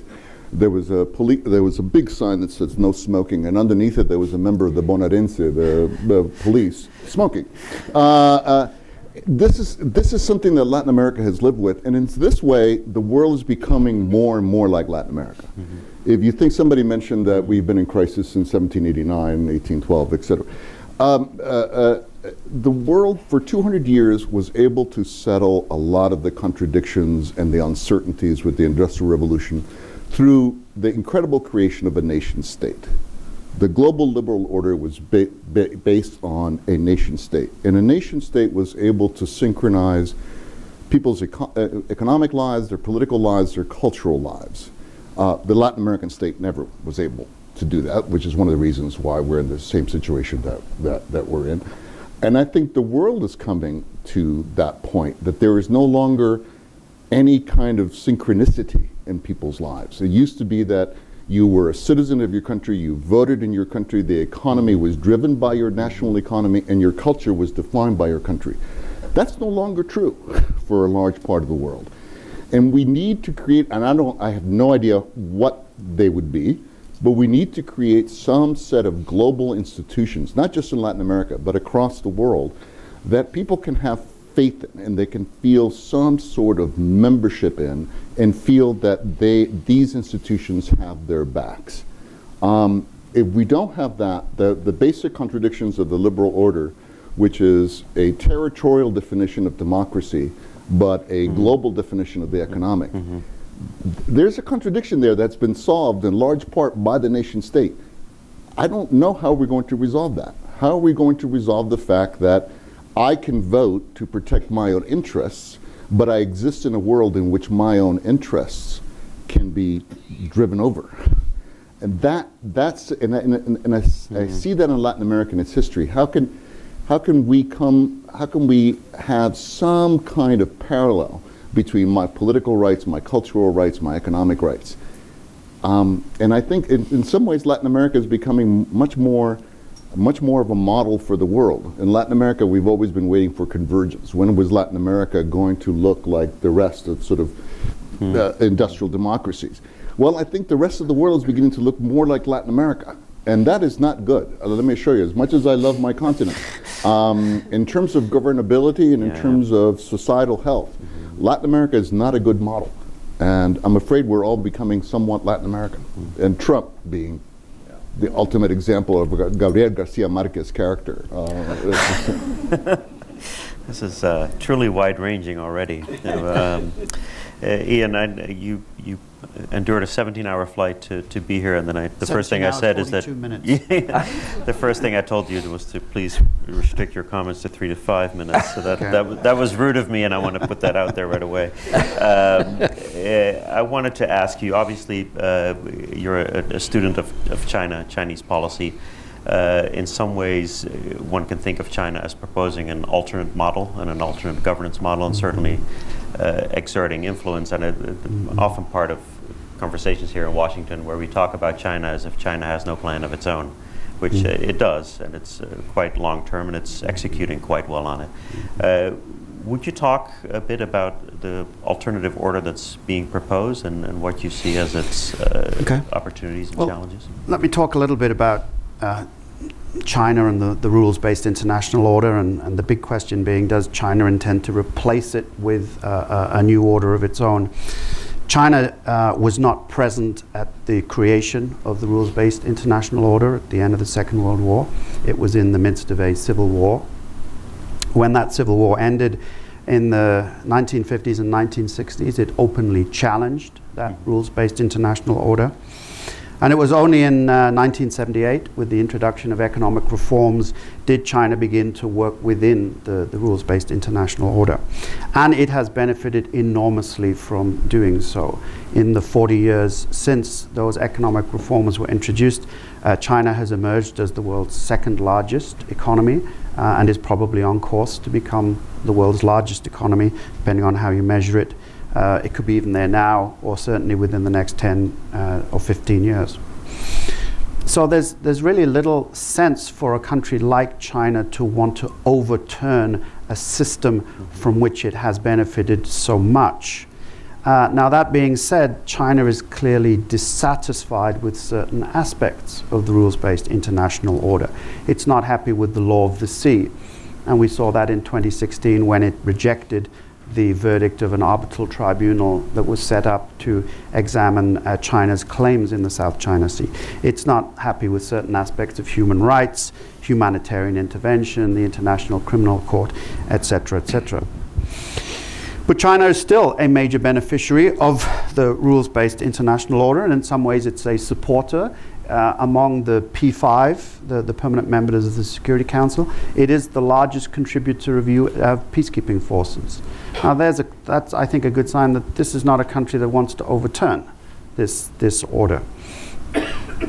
So I would see it more in the sense of a reshaper, not an overturner. And for a country whose international power and stature is rising, I don't think that should come as a surprise to us. That reshaping begins in Asia, of course. And there's every indication that China is working to create some kind of Sino-centric order in which all countries defer to China and the role of the United States is marginalized, if not removed at all. However, I don't think China will challenge America directly. I think China has looked at what happened to the Soviet Union. It studied what happened to the Soviet Union very closely, and it's absorbed the lessons of the Soviet Union. You don't challenge America directly. You don't spend 30–40% of your GDP on defense. China currently spends 2% of its GDP on defense. However, China is, I think, working to innovate US power and influence in Asia. It's trying to undermine America's alliance system. That's the bedrock of American power in Asia. It's pursuing closer relations with countries like Thailand and the Philippines, trying to drive a wedge between some of these countries and the US with mixed success. It's creating alternatives to US-led institutions, for instance, the Asian Infrastructure Investment Bank, Belt and Road. We'll talk a little bit more about Belt and Road later. It's increasingly using its economic power and political influence to coerce regional states into adopting policies that do not challenge China's interests. And we see that in a number of cases. But the question remains, can China realize this ambition of creating a Sinocentric order, if indeed that is China's ambition, and that's not clear. If it is China's ambition, then there are some formidable obstacles in the way of a Sinocentric order. China's economy has been growing phenomenally for 40 years, but it's starting to slow down now. And it does face some severe economic problems that require major structural reforms. And the present leadership under President Xi Jinping is not willing to undertake those structural reforms. It faces a host of other problems, demographic problems. China will get old before it gets rich, etc. It faces immense environmental problems. The biggest one of which is lack of water. It faces massive internal security threats. We've all read about the increasing authoritarianism in China, the problems in Xinjiang, Tibet, etc. Many people talk about China's defense budget. It's now the second largest in the world, albeit a long way behind the US. But China actually spends more on internal defense than external defense. And that, I think, gives you an indication of where the Chinese government sees where the threat really is. It isn't outside, it's inside the country. And also, and I think this is the most important, if China's ambition is to sit at the pyramid of Asia's power pyramid, it faces opposition from regional states.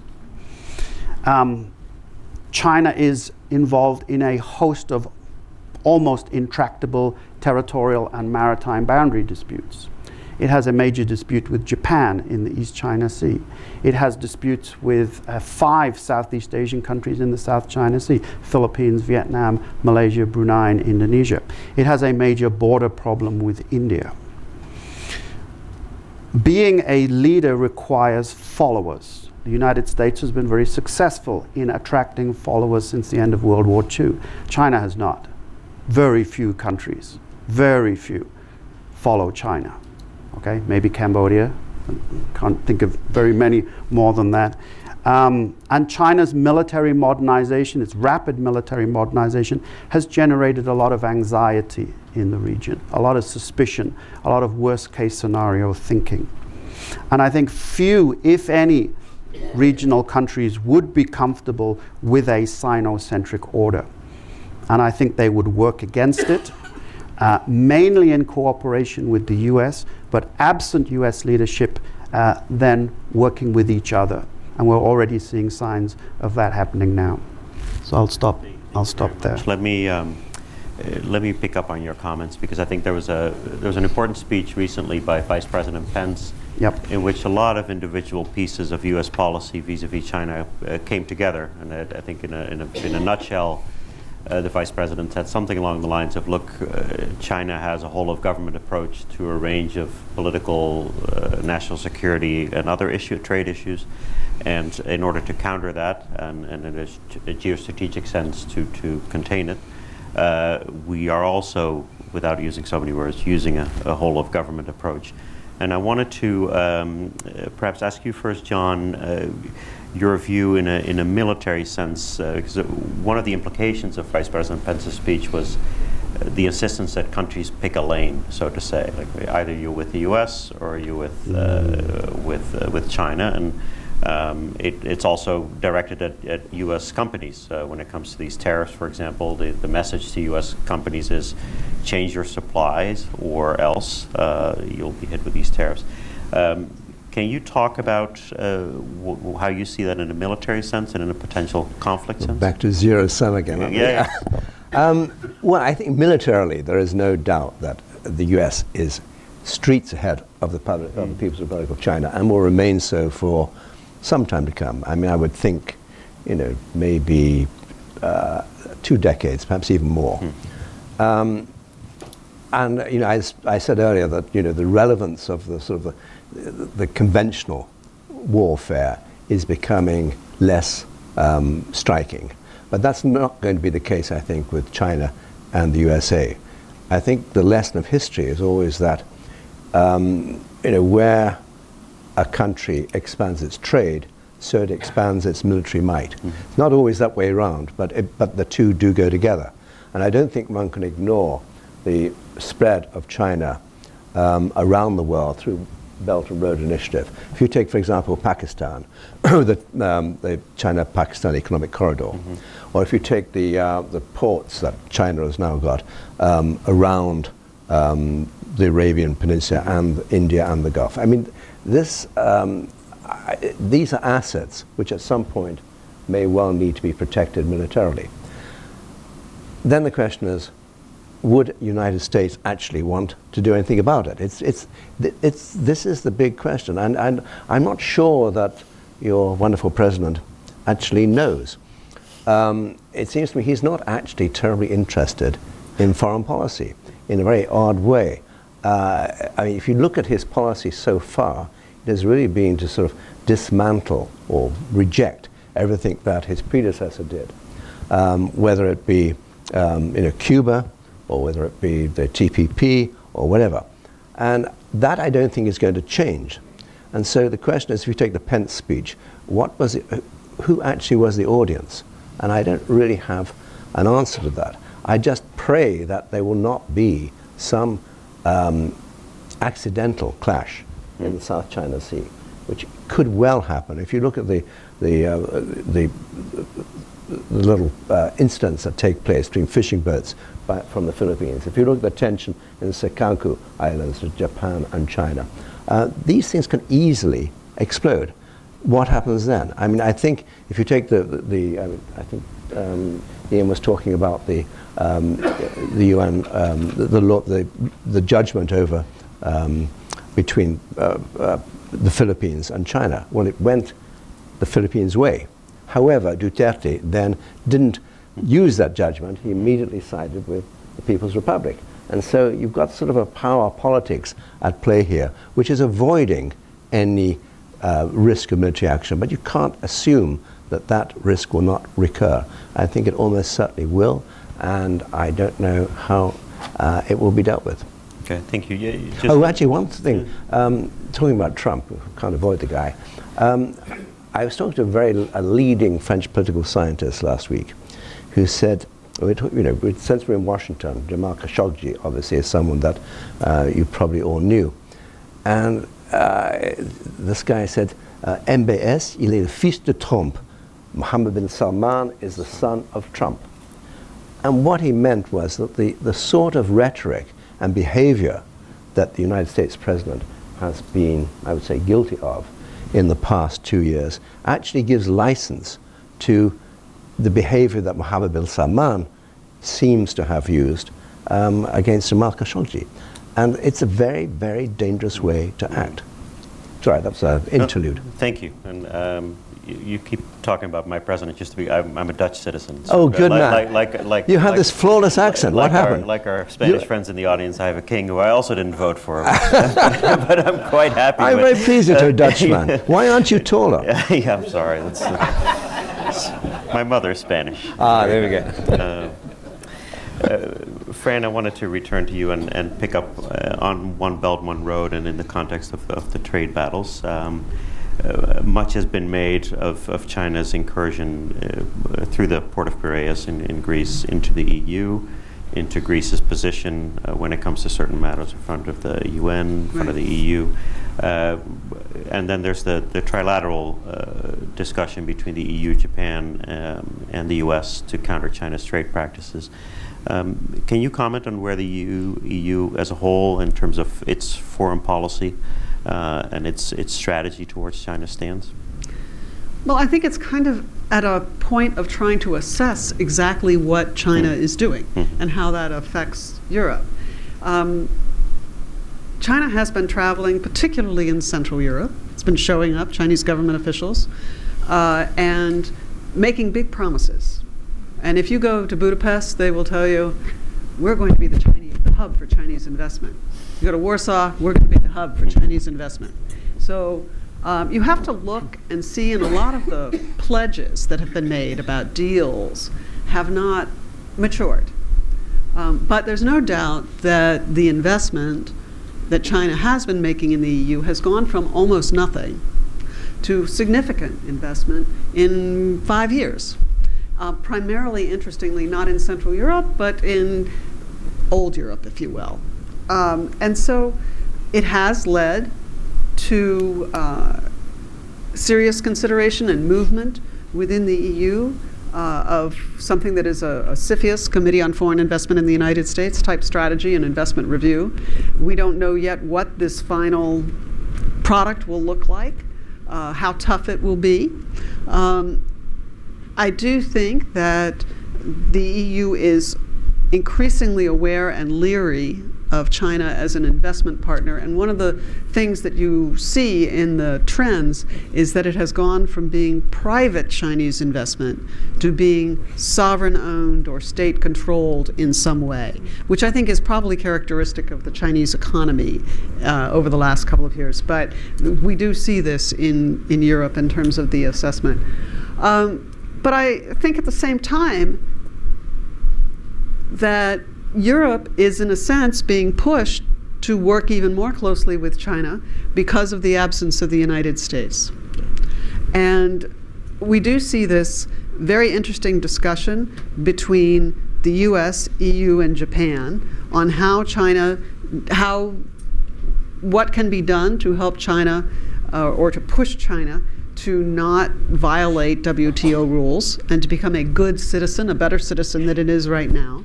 And it is clearly one of the things that the EU is using to hold out a positive branch, a positive step forward with the Trump administration. And sometimes it works and sometimes it doesn't. The effort is dismissed. But I think that it is an honest effort, and I do think that it is indicative of the way the EU deals with these issues, which is China's a big player. China is coming to recognize how important the global institutions are for China itself. So maybe China wants to change a few things that are acceptable without destroying the institutions, but can we get China to be an institutional player? It will be an evolution. It won't happen like that. But so I think that's it. But I think there's a growing leeriness. There's growing concern about what you mentioned in terms of the political implications down the road on human rights and things like that.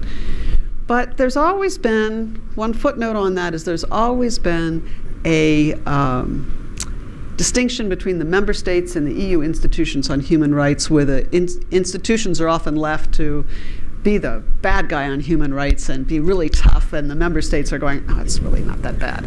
So just because of their national interests.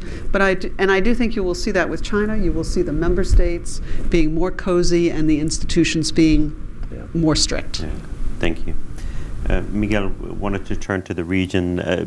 One way to analyze One Belt, One Road, and the way we've talked about it here is, it's 1/3 of world GDP, 2/3 of the world's population, but also more than 70% of the world energy and commodities reserves. And I wanted to make the link to the commodity dependence of the region, since a lot of One Belt, One Road, if you analyze it, appears to be about commodity security, not just food security, but long-term commodity security for the Chinese population. And obviously, through its investments in One Belt, One Road and in other ways, China has made significant inroads in the region. Can you talk about if the U.S. is going down the path of lane choosing and really providing two alternatives for countries to pick? Can you talk about which countries you see at risk of falling entirely within kind of a Chinese influence-based order? I think we have to be very careful with the sort of 19th century Bismarckian view of the Chinese coming order or the Sino-centric world, etc. If I were a colonel in some sub-basement in the Pentagon, I would be much less worried about the Chinese fleet taking over a couple of islands in the South Asia Sea, and I would be much more worried about China coming apart. I think we learned that with Iraq, that you might have a threat that you don't like, but in the absence of that center, bad things happen. So I think we have to be very, very careful with the Thucydides trap argument that what we have to do is to compete. We might live in such an interdependent world now that the idea of competing centers of the globe no longer makes sense. How can it be good for the United States for China not to be able to exert its authority in its region? I don't understand that. I think that's just old-fashioned thinking, and I think we have to be much more aware, and you know about this much more than I do, obviously, the threats there are in China. China has no water. That is, and believe me, if the 20th century was the century of oil, the 21st century is going to be the century of water. One thing Latin America has is something like 25% of the world's natural water, drinkable water. China has no water. It has an incredible debt bubble. It has a very, very strong internal divisions. So why we impose on China, in fact, the one way that competition might be useful is that it might serve to unite China longer. That in a sense that the threat from someone not accepting a Sino-centric world might actually keep China together. But I do think we have to be very careful with these views of these zero-sum games. I don't think we live in a zero-sum world anymore. Your pollution is my pollution, your famine is my famine, your cholera outbreak is my cholera outbreak. So I would just urge us not to be thinking so much of these competing powers that are somehow going to meet in some version of 1878 Berlin and hash this all out, because I think we're way beyond that. Thank you. Ian, returning to you just narrowly on trade, since it's come up a few times now, and the U.S. administration appears to be giving countries turns in terms of where to focus their trade attention, and we've recently seen the completion of a new deal with the Canadians and the Mexicans. There's an ongoing, let's be generous and call it a dialogue with the Chinese about the trade relationship. Can you comment from the regional perspective what China might be hoping to get out of a renewed relationship, how willing and eager the Chinese might be to negotiate a new a new set of trade rules, for lack of a better term, with the U.S.? Gosh, I'm not an economist, so that's a really a tough one. There's some nervousness in Asia about the Trump administration's approach to trade with China because the world is so interconnected and high levels of interdependence. On the other hand, there's also a feeling in Southeast Asia, especially that trade tensions between the US and China might actually be of benefit to the region as companies switch production to Southeast Asian countries away from China. Now that's not going to happen overnight. That'll take a long time, and there are lots of obstacles in the way of moving those factories, and sunk costs and lack of infrastructure in Southeast Asia. China, I'm not sure that, I think actually the Chinese have said that they don't really understand that they find it difficult to understand the Trump administration's approach to trade.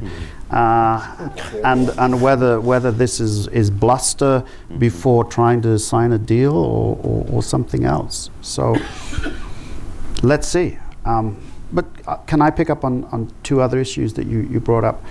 One, you mentioned the Mike Pence's speech in which you said he asked countries to pick a lane. Now this time next week, I think, what day is it today? I've lost, six.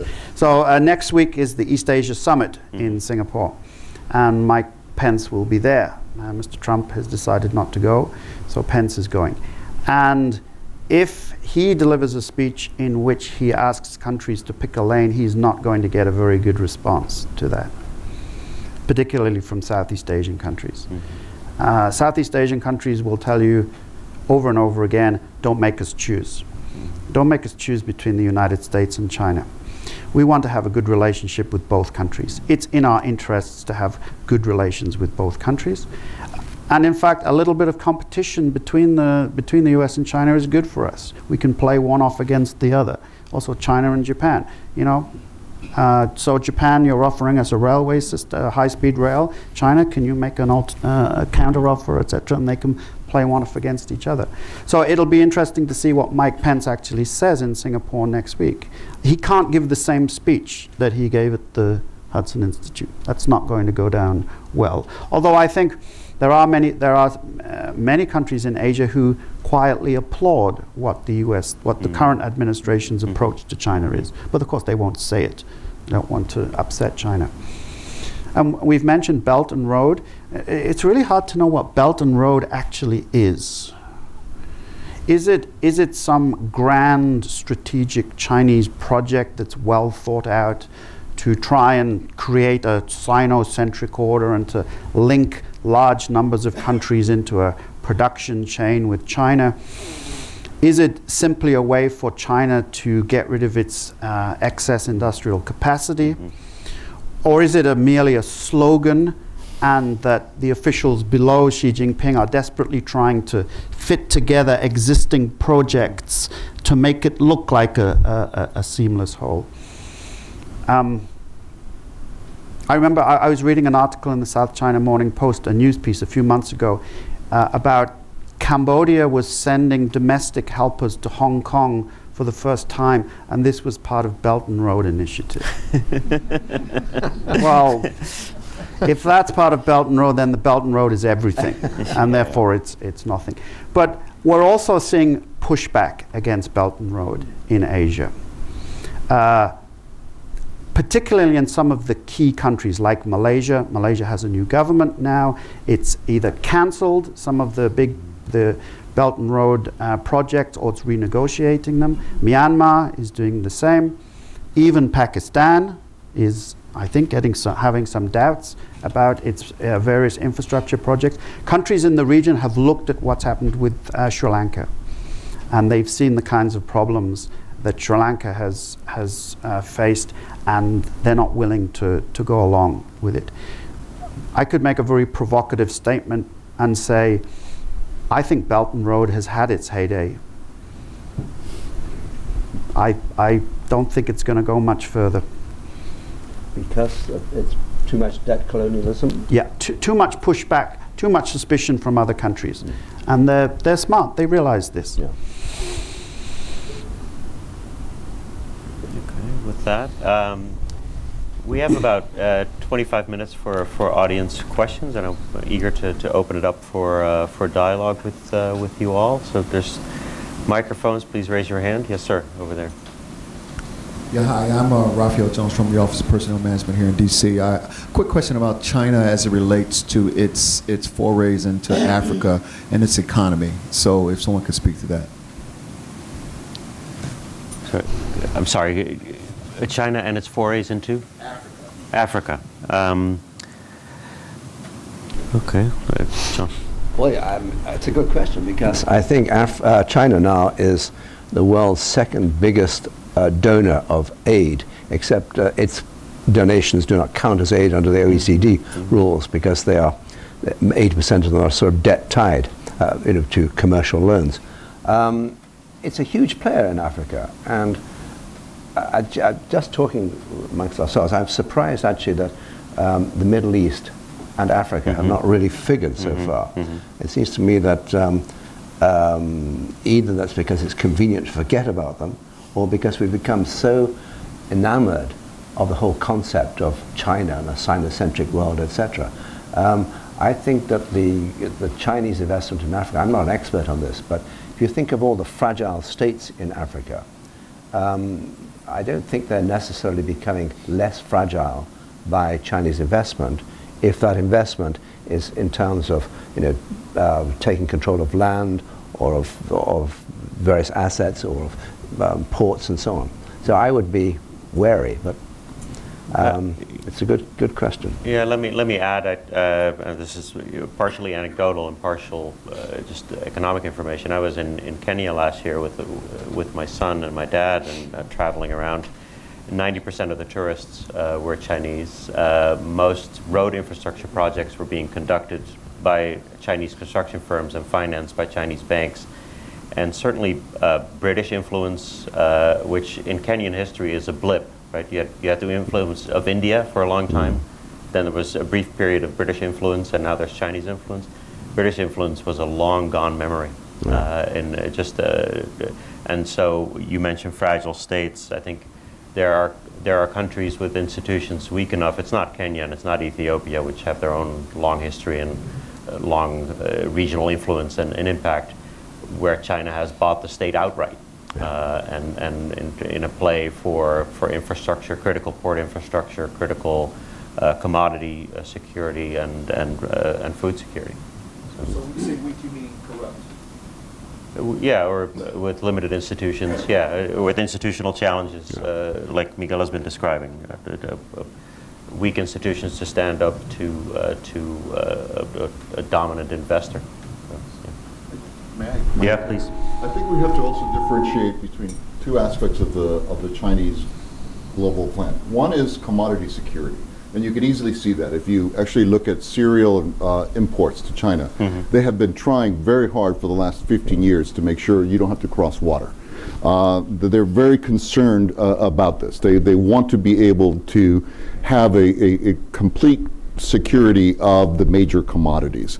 So a lot of what happened in Latin America and the growth of Latin America in the last 10 or 15 years has been almost completely driven by Chinese demand.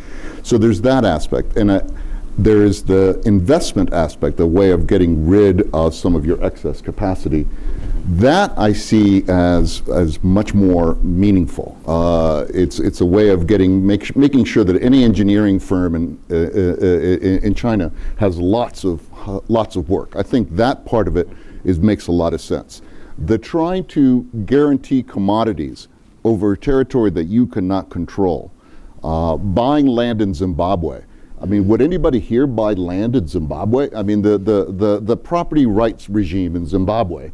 So unless the Chinese are willing to back up their ownership with some kind of violence and some kind of military, I see this creation of this commodity security as very, very, very fragile.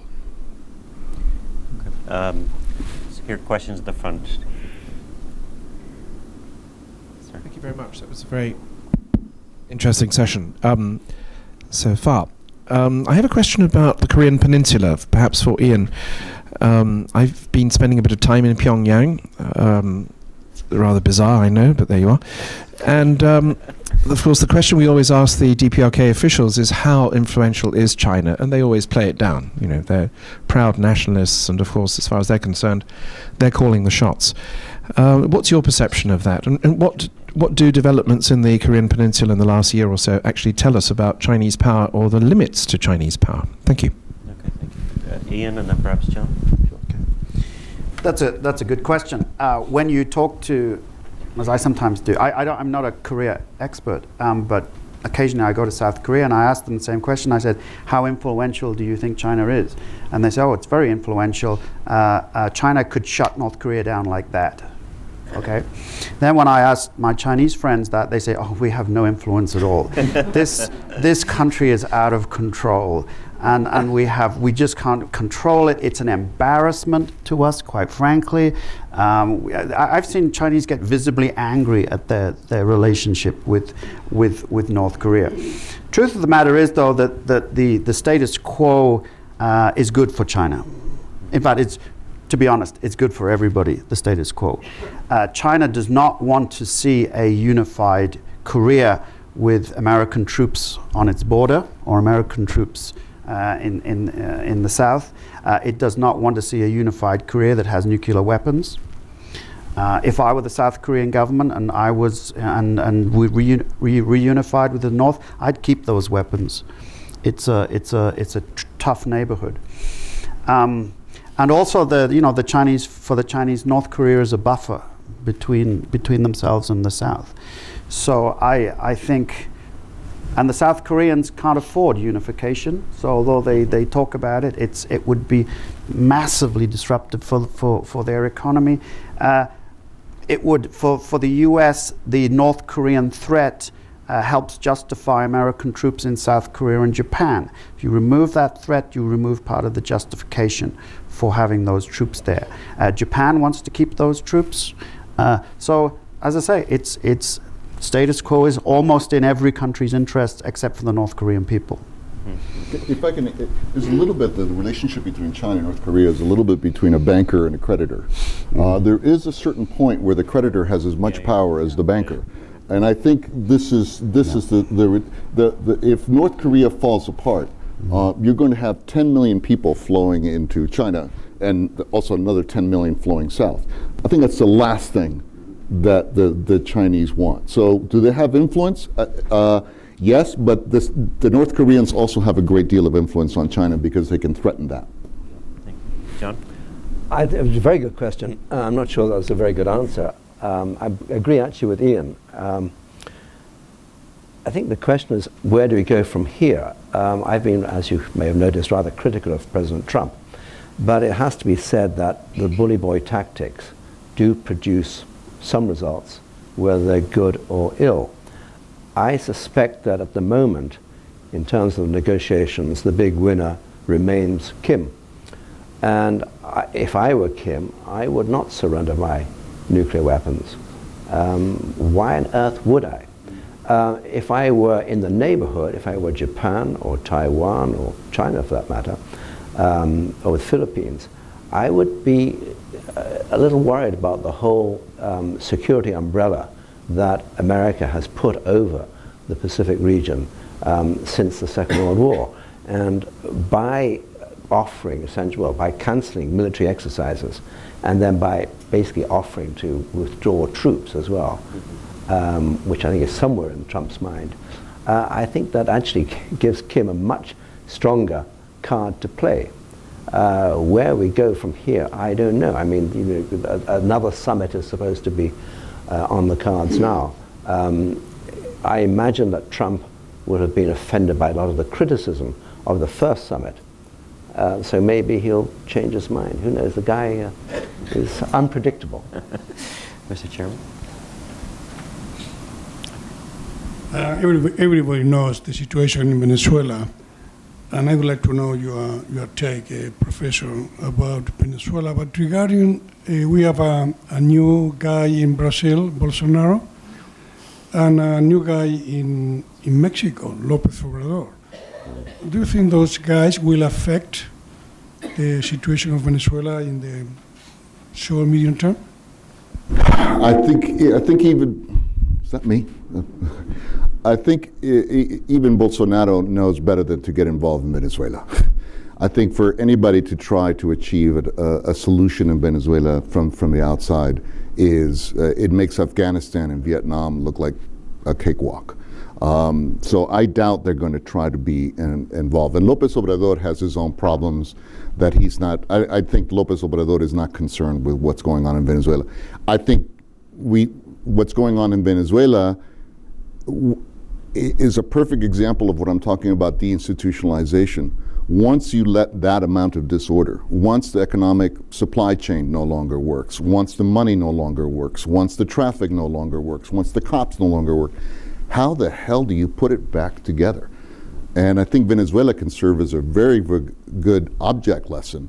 And don't push too far, because once you get disorder, once you let entropy go, it's very, very hard to get back to an ordered universe. So Miguel, let me ask you a question. If you go 5 years from now or 10 years from now, where will Venezuela be? It sort of depends on the ability of the Venezuelan people to put up with total chaos. And there will come a point, I suspect there will come a point where you will get the privatization of the means of violence, which is, we're probably right at that point. Yeah. And who knows what's going to happen?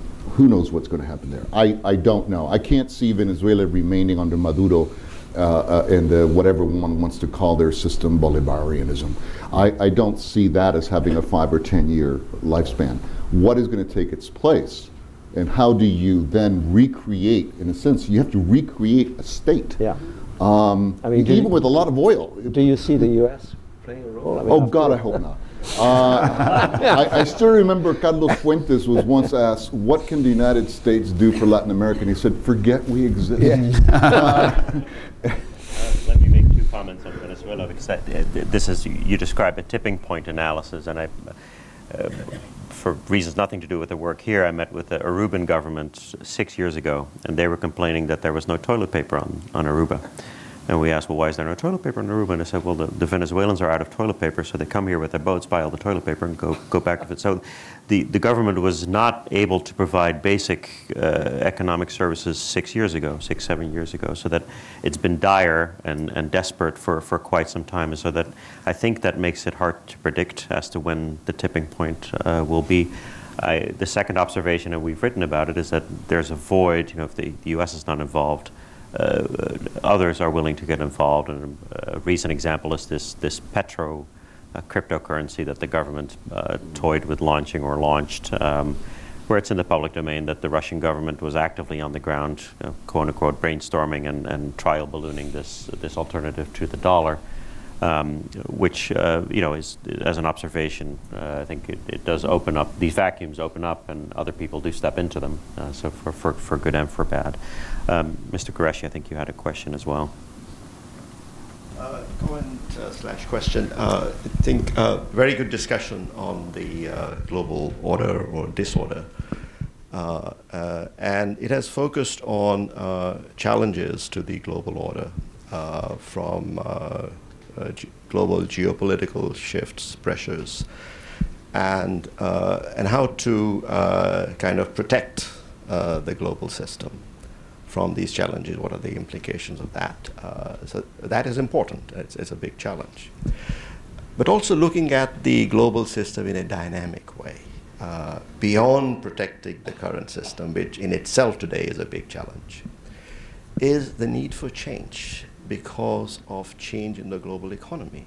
For instance, in the earlier session, there was quite a bit of discussion on technology. It has big implications beyond national borders. So I mean, we discussed the agenda at the national level, what the implication might be, but also big implications at the international level. I mean, for instance, we talked about trade. I mean, today, because of the explosive growth in digital trade, digital cross-border digital flows, today, cross-border digital flows have a greater impact on global economic growth than traditional trade in goods, right? Again, because of technology, issues relating to trade, investment, competition, intellectual property rights are increasingly intertwined. But today's global governance structure does not have the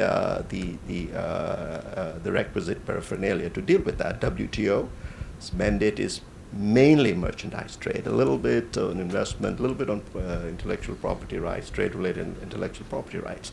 So my point is that the global structure needs also to respond to this big change that will come or is coming or is there because of technological progress. And I mean, there is concern, I mean, we hear these days that, well, globalization is slowing down. Yes, it is, if you think of globalization in the traditional sense. Others would say it is accelerating, it is going digital. So we have this new phenomenon of digital globalization. There was a recent article by a respected trade economist, Richard Baldwin. I mean, he was saying that because of this, the growth of digital trade, digital finance, globalization is going to reach what he called its new holy cow moment. So any comment on that, on this dimension? Thank you. Let me start with Fran. Well, I think you're totally correct in looking at the acceleration of change and the importance of the digital economy. If you look at the growth of digital services, digitally enabled services, as our government calls them in the statistics, it's been quite phenomenal over the last 10 years.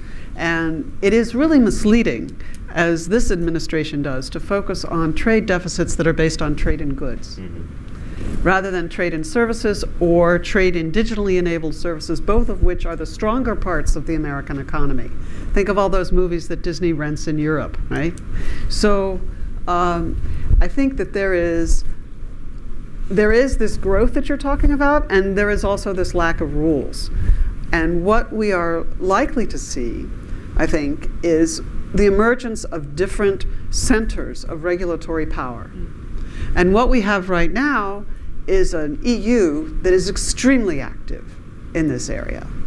We have a United States which has not been active and has tended to treat the digital economy as though it is just simply an outgrowth of the regular, a variant of the regular economy.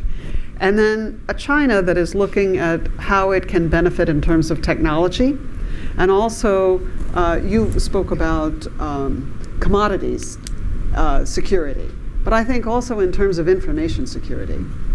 And what I'm seeing now is that a lot of American companies, although we did survive the Privacy Shield review last week, or 2 weeks ago, a lot of American companies are adopting EU legislation, GDPR, the General Data Protection Regulation, because if you're a global company, you want one set of rules to run your company by, and you do not want to get hit with those fines.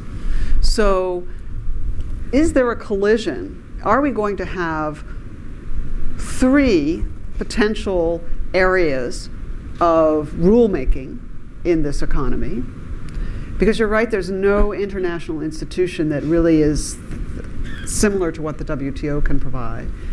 Or do we actually end up with 2 because the United States has become more passive? Now there is discussion right now about a new privacy law.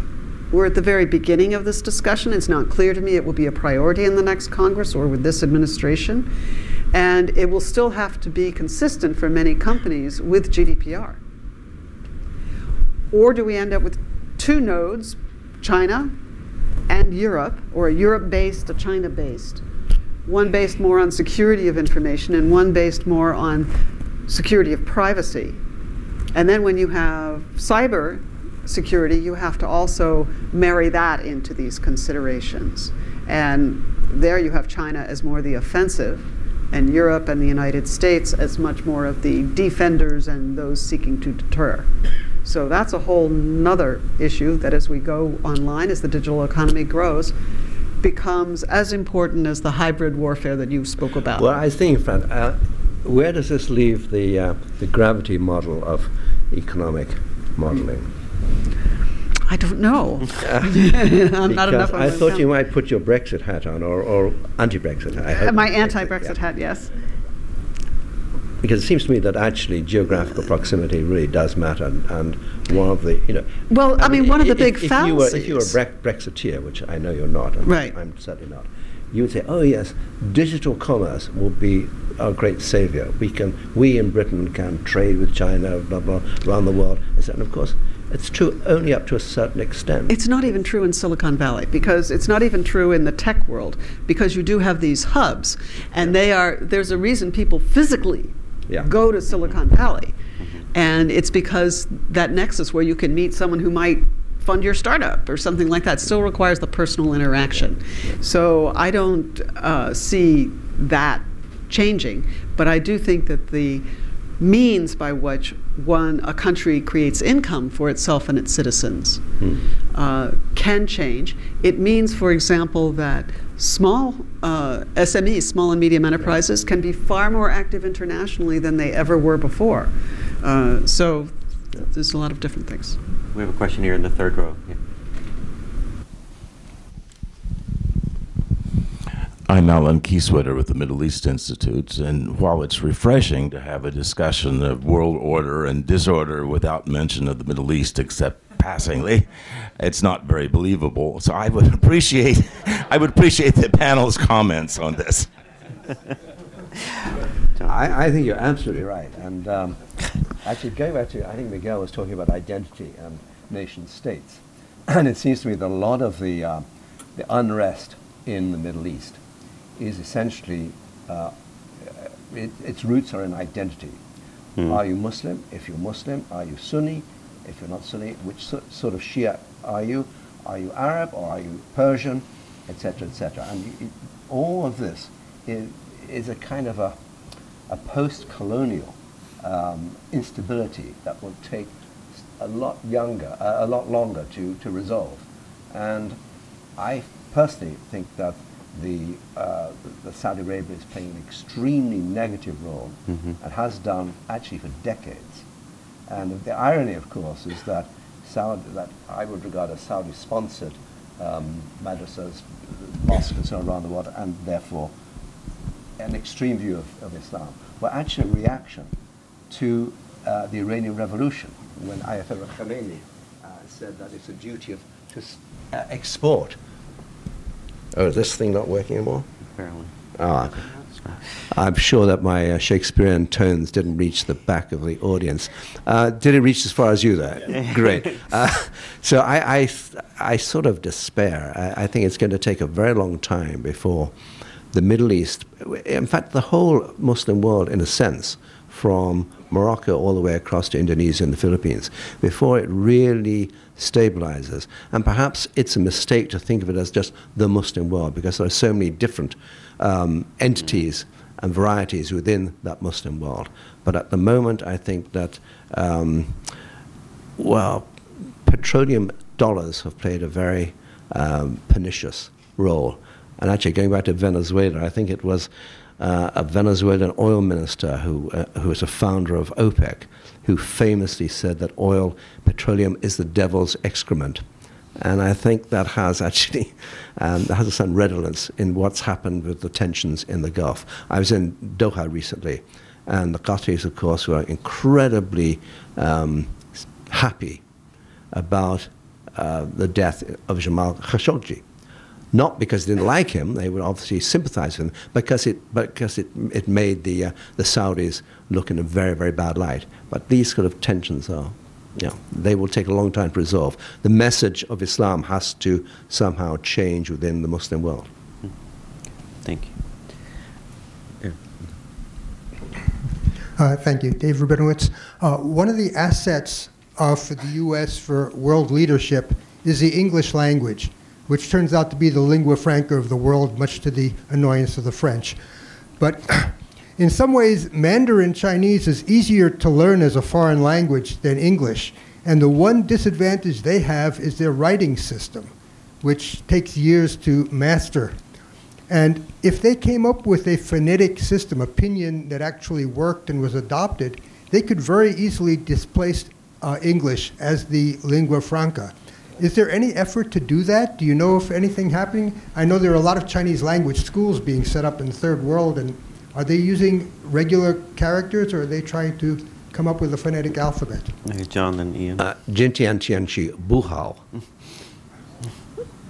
so that's virtually the extent of my Putonghua. I absolutely disagree with you. I think Chinese is a very difficult language to learn, because Mandarin Putonghua has 4 tones.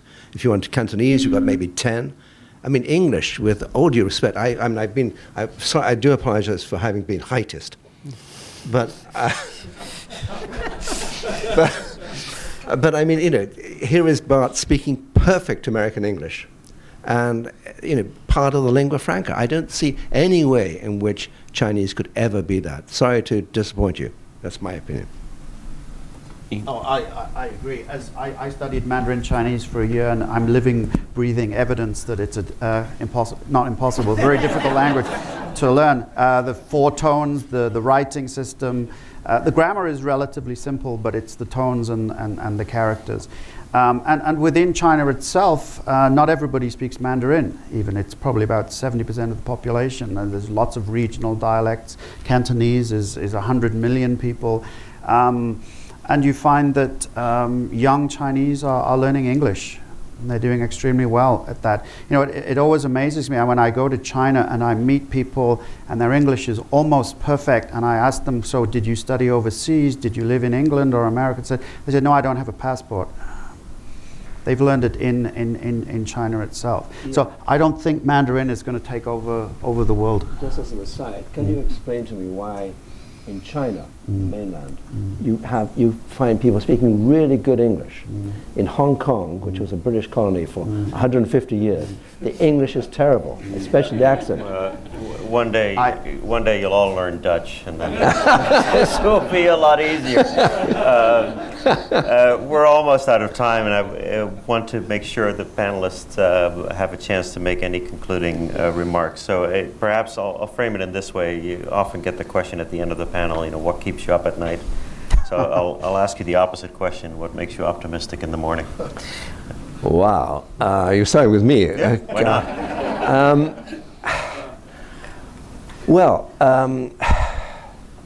That's a really difficult question. I'm not sure. It's always good to be an optimist. It's so much better than being a pessimist, because if you're a pessimist, you're always feeling unhappy. If you're an optimist, you'll be happy until something bad happens. Will something bad happen? Well, I think if Donald Trump is re-elected, I would feel that something bad, my personal viewpoint.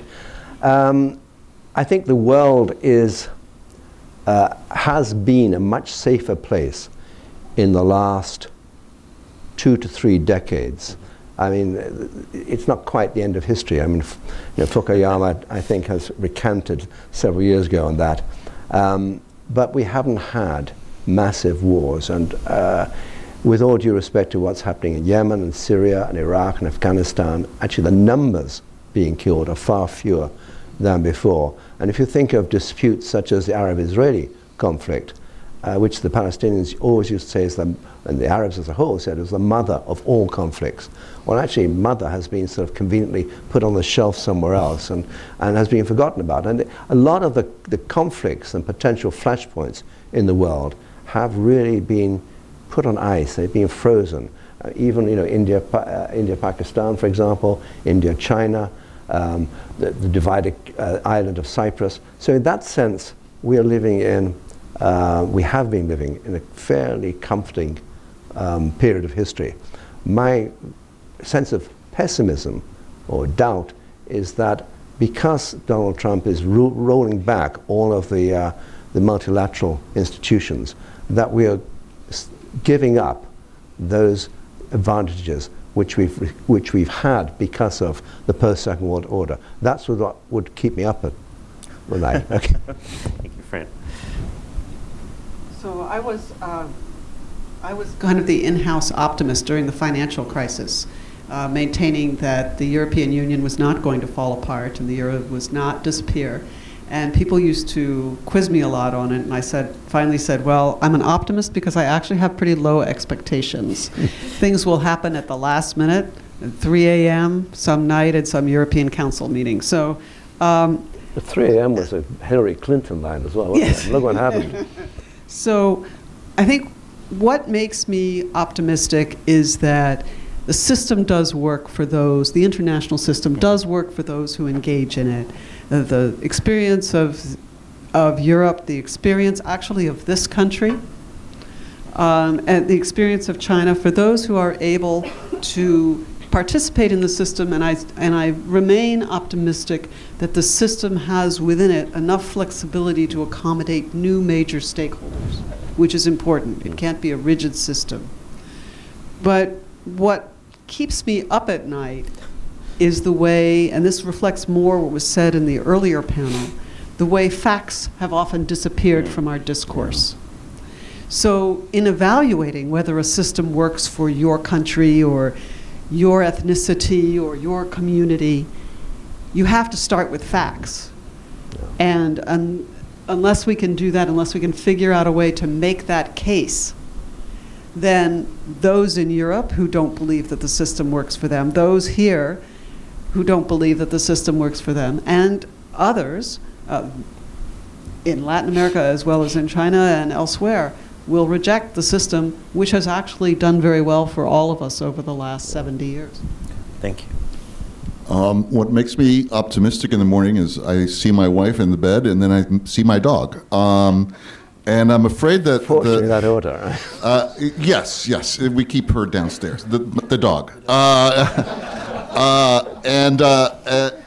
And I'm frankly, I draw optimism from those kinds of very, very local, very personal sources, because I am very pessimistic. I think the digital economy that you were mentioning, yes, it's the new wave. It's also increasing the fragility. I think the world has created a black box that nobody knows what's going on inside it. I think we have built an excellent mousetrap, global capitalism has produced lots of good things, but it is a mousetrap, and I don't think we're prepared for any kind of major disruption. A disruption of the internet for 24 hours would stop the world. And I don't think we have any backup plans. I don't think we have any contingency plans on how you maintain a system if some key part of it blows up. And that's what keeps me up. Good, thank you. Thanks. A couple of months ago, I had lunch in Singapore with a Russian official, and he reminded me that an optimist was merely an uninformed pessimist, which probably says more about the Russian mindset than anything else. But what gives me optimism? I mean, we have a lot of problems in Asia. There are flashpoints potentially devastating, which could have potentially devastating consequences. What gives me optimism is that there are very high levels of interdependence among the countries in Asia. It is in no country's interest to see a conflict over anything. In China in particular, I do not detect any appetite within that country for conflict, even within the armed forces. The armed forces are untested. They're very cautious about what they do. I think China in general is quite a cautious country. China has benefited enormously from the international system. I think it will continue to do so. I don't think it will try to radically change it. I suspect that what we do need is we need to establish rules for changing the rules. That's the important thing. Let me just end on a quick anecdote, might give you some optimism. A couple of years ago at the Shangri-La Dialogue in Singapore, which is a meeting of defense ministers, the Chinese representative, who was an admiral, gave a thumping speech criticizing America, and he was loud, and he was all threatening, and you know, quite a performance.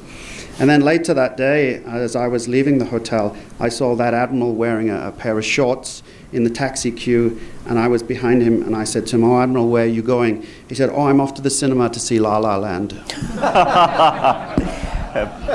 Please join me in thanking our panelists.